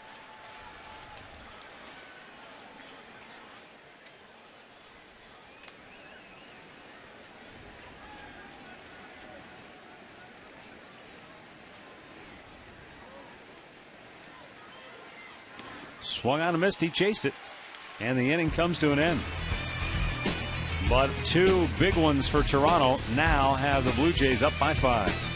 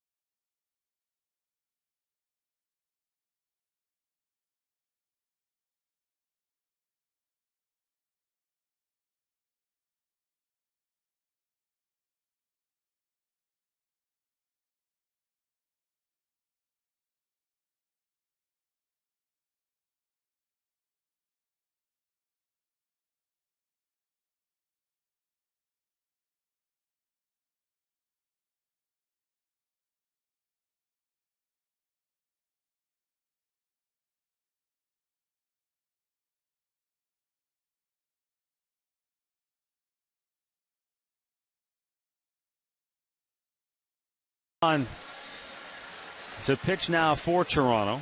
No longer a save situation.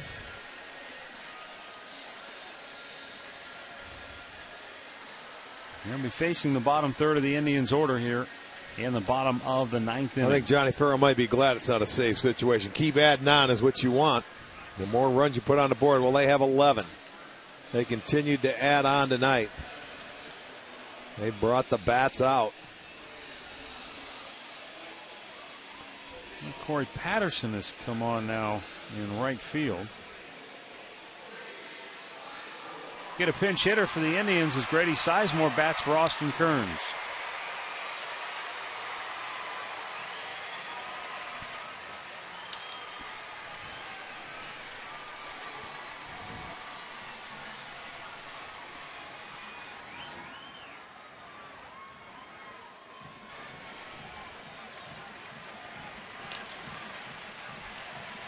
Big John Roush deals up high, ball one.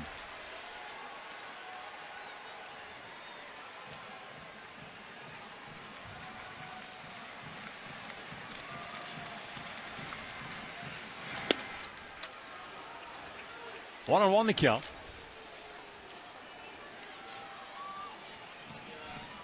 Sizemore, then Jack Hanahan, to be followed by Lou Marson.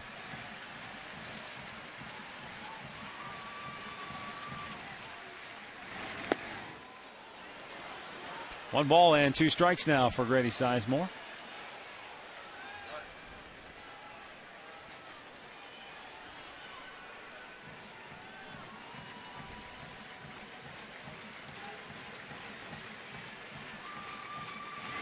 Swung out and missed. Ran him up the ladder. Strikes him out, one down here in the ninth. And that will bring up Jack Hanahan.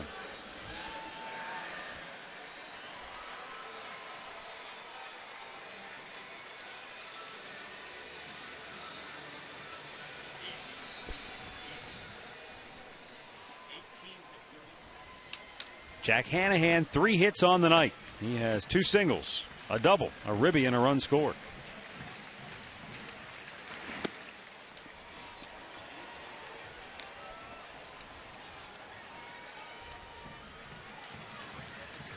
As you pointed out, it's been one of those nights for the Indians pitching staff as a whole.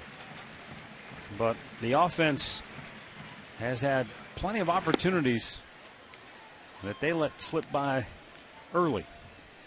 They've left at least 2 men on base in a number of different innings tonight. I think 5 altogether.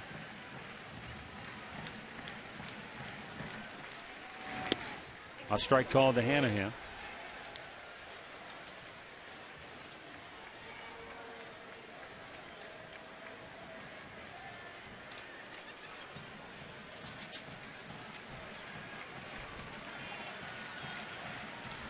Roush with a 1-2, and that's outside.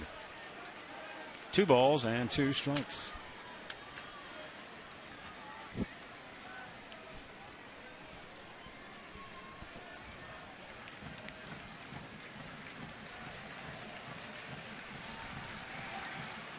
Time called just before Roush was ready to fire.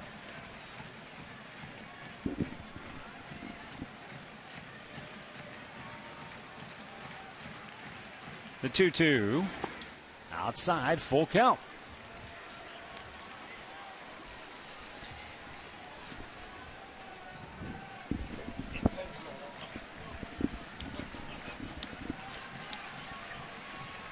Roush, key member of the Twins bullpen a year ago, payoff pitch, fouled back out of play.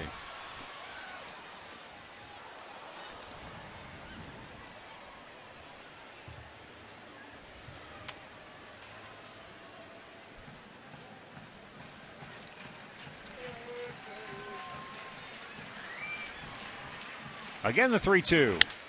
And a ground ball right at the shortstop. Escobar throws him out, 2 down.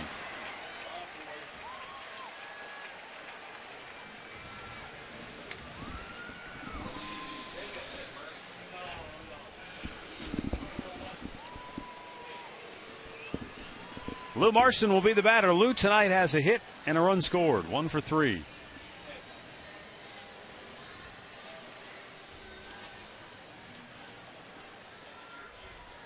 Tigers continue to lead Kansas City 5-3. They're in the bottom of the 7th at Kauffman Stadium. So the Indians, unless they have another magical rally left in them here, could be staring at a half-game lead over the Tigers by the end of tonight. Strike called, 1-1.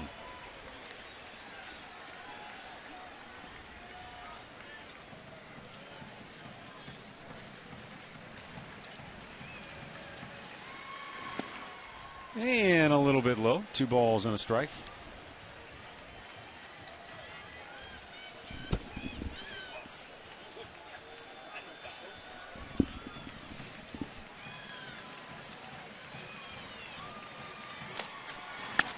Line drive, left field. It's a base hit. It's in the gap. And it's cut off nicely by Snyder. And Lou Marson is aboard with 2 down in the 9th inning.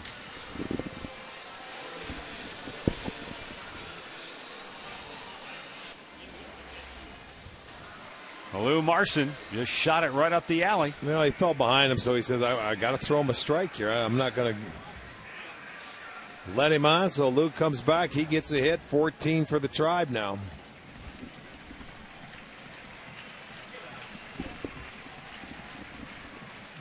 Runner goes. Indifference as Marson goes down to second base.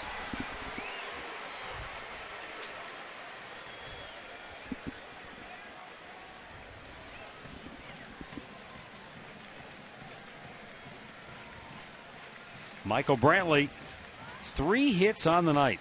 2 runs scored and a run driven in. That's a great sign to see him starting to get hot again.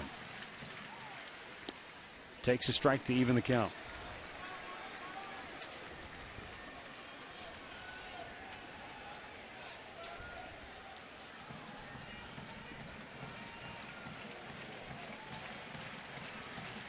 Roush takes a long look in to his catcher, Aaron Sebia, and Brantley's going to step away.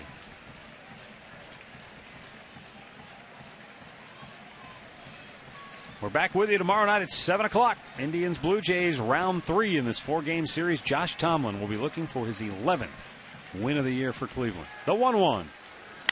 Brantley with a base hit in the right field. And that's going to bring home Lou Marson.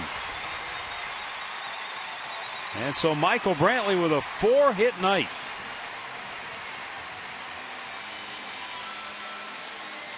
Four for 6 for Michael Brantley with a couple of runs scored and 2 driven in. There it is, a breaking ball. Michael stayed back on it beautifully. Serves it into right field. Gets himself another knock. So the Indians still fighting their way. It's 11-7.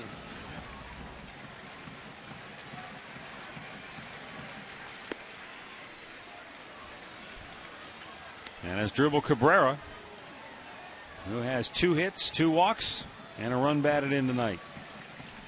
Trying to keep this game alive.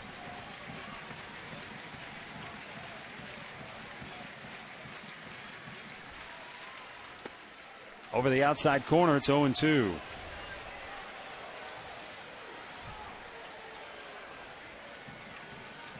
Well, this has been one of those games on both sides, Rick, where some guys have helped themselves in the statistical categories. Yeah, it's one of those games where you get to look 31 hits. A little bit outside.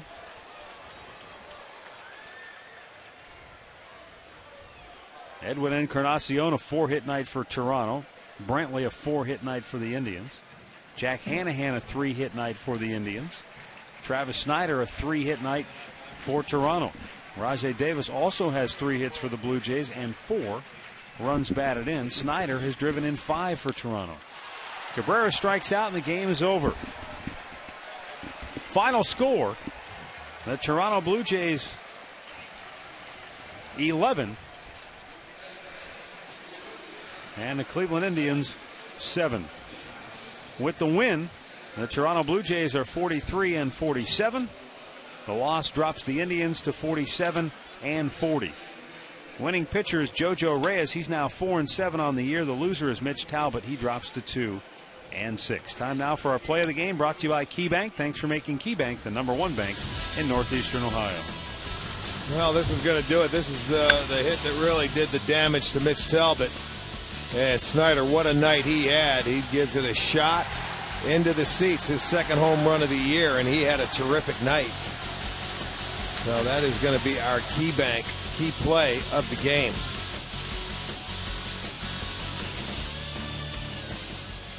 So we'll be back with the Conrad's Tire Express and Total Car Care postgame show coming up right after this.